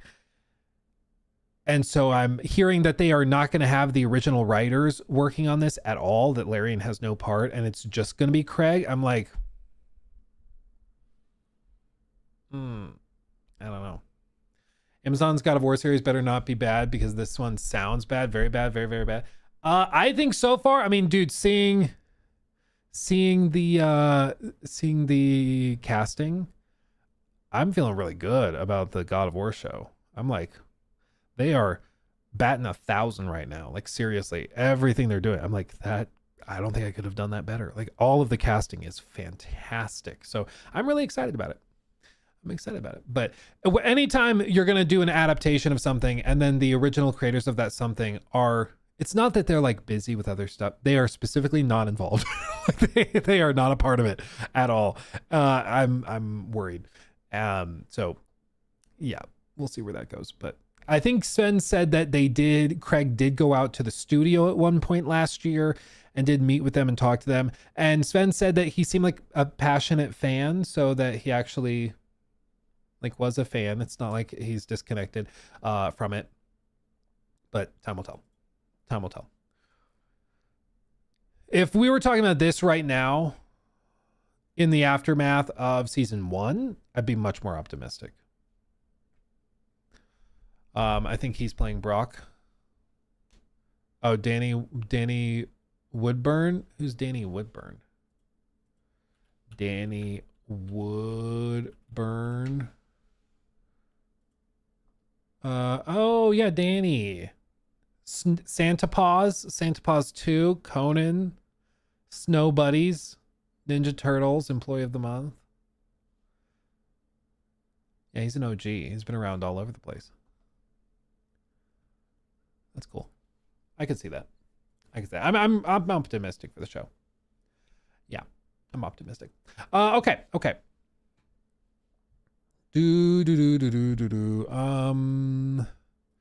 don't think we really have time to tackle that one. Again, just shout out to Capcom. I don't know how they got this game running this well on a Switch 2. I just want to give them credit where it's due. The fact that this is running on a Switch 2 is kind of crazy. Like, I when Capcom decides they want to like really push and make it like, oh my God, they know what they're doing when they choose to. But sometimes they don't try that hard, it seems. But dude, the fact that this is running on a Switch is crazy. It's crazy. I don't know what kind of wizardry they have over there, but yeah, this is wild. This is wild. This is a handheld version of the game. I'm sure it's docked, but still, it's running on a handheld device. It's wild. So there you go. BGS could never. I mean, it seems like literally. It seems like they canceled the Starfield Switch 2 port. So there you go. There you go. Kind of tells you all you need. Okay.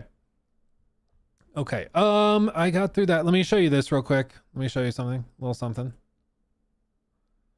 Little something.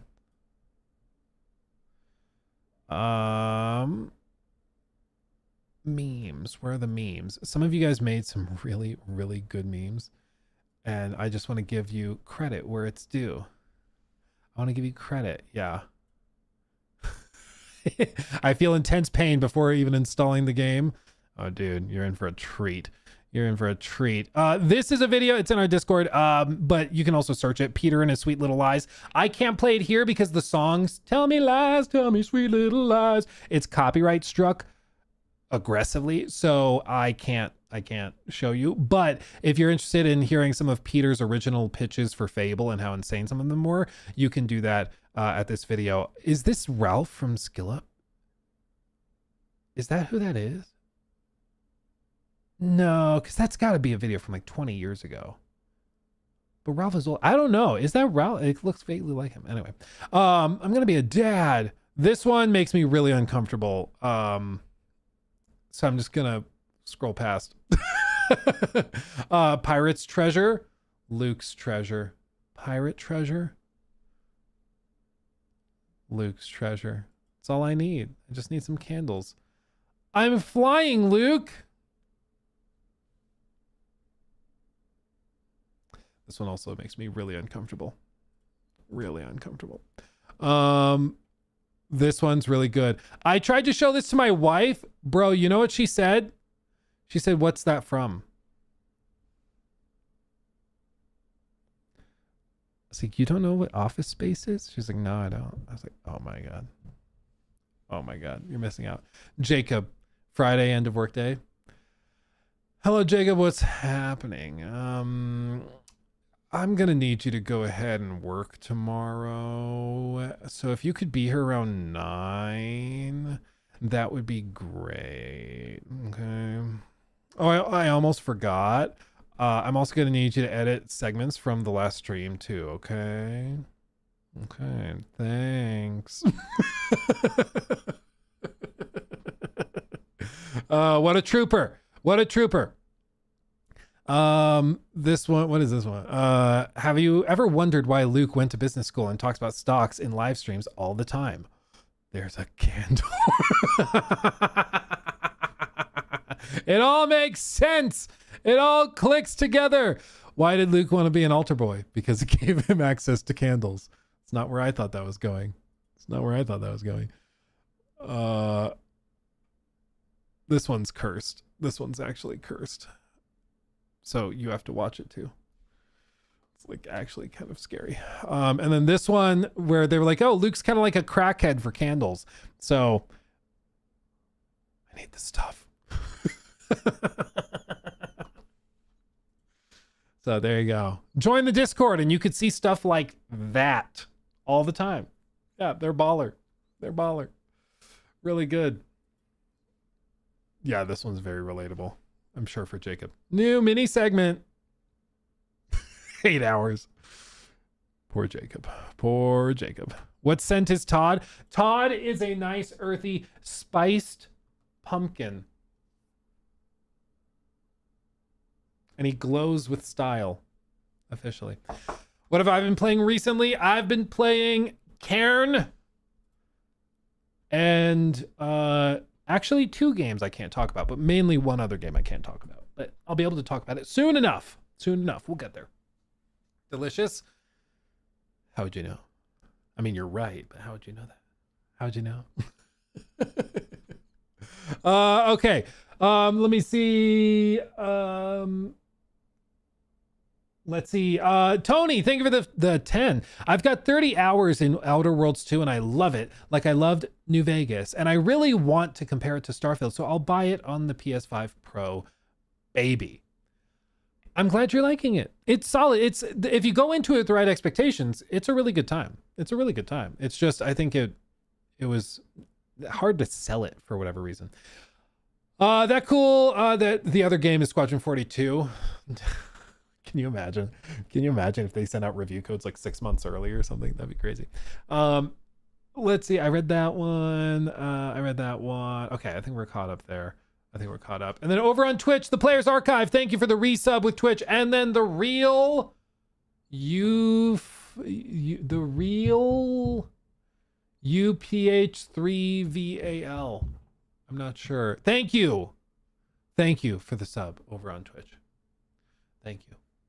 Thank you. I want to bet an RE9. Maybe. I don't know. You never know. What specs are you rocking in your PC? I don't remember all the details. It's, I believe, I guess I can just do this. It is a 7950X, 128 gigs of RAM. I have all of the games running off of NVMe SSDs. And then a 5090 I got last summer. Thank God, because it's going to like $3,000. And then PXUHLS. Thank you for the 5. Hey Luke, big fan of the channel. What inspired you to start content creation? I'm not sure exactly what it was. I just always wanted to talk about stuff and make videos and talk about games, and so I just started doing it. You know, kind of stumbled into it. Did it for years before making a penny on it. But it's because I love the game. Love the game. Tell you what. Dude, why so much RAM? It's how I invest. No, it's because we do a lot of, like, I'll edit videos and stuff too. So whenever I'm editing videos, you got to have all that RAM, all that sweet, sweet RAM for videos and thumbnails and stuff. So, yeah. What is the recommended amount of dedicated WAM? Okay, hold on. Dedicated WAM. We have to watch it real quick. Sorry, not sorry. It's been good. I enjoy it. Let's do next question. Next question on this left side. I was wondering, what's the recommended amount of dedicated WAM I should have to a server? I love him so much. I want to make his RAM server, his Minecraft server, run forever. I would do anything for this kid. It's adorable. I'm sorry, could you please repeat your question? Dedicated WAM to a server. Oh. Look at that phone. Bro, what year was this? This has got to be like 2012. Does anybody know what year this was? That's like an S3 or something. 2011, 2012. Yeah, dude, that's like an OG Samsung, like Samsung S. It might be like an S3 or something. These, you see, where like the camera was in the center of them. That's kind of what that looks like. This might be even older than that one, though. If you're wanting to offer per Oh, okay. It's dependent on plugins and players. Yeah, what it's really. I was wondering. Wait, was that Woody? This is a technical question you're asking. How much? I didn't realize Woody was in this. What? Okay, I've never seen the full clip. I've just seen the dedicated WAM. I didn't realize that Woody is in this panel. That's crazy. If you don't know Woody, he's part of PKA, the podcast that like Wings founded 15 years ago, whatever it was. And I forgot that he did like all the Minecraft stuff. That's funny. That's funny seeing him just randomly pop up like that. That's crazy. I had no idea. Anyway, there you go. So with that said, guys, I'm going to call it there. I've gotten enough dedicated WAM, indeed. I'm going to call it there. Thank you for chilling with me. You guys are amazing. You guys are fantastic. It's been a wonderful day.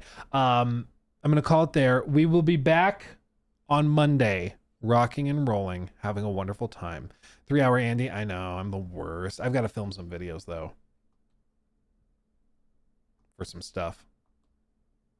So we'll get there. Don't worry. Thank you for chilling with me. Thanks for being wonderful. Yes, enjoy your candles. You all enjoy your candles as well. Much love. I will see you very soon. Have a fantastic weekend. Stay safe. And as always, drink a candle on me.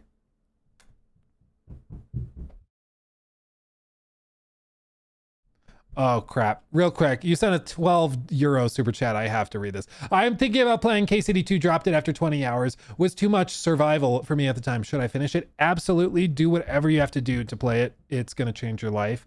I love KCD2. It's my game of the year from last year. It's so good. Love it dearly. Thank you for the super chat. You're wonderful. Much love, everybody. Until next time, hugs and kisses. Also, Gibbs, thank you for the sub with Prime over on Twitch. Much love. Bye.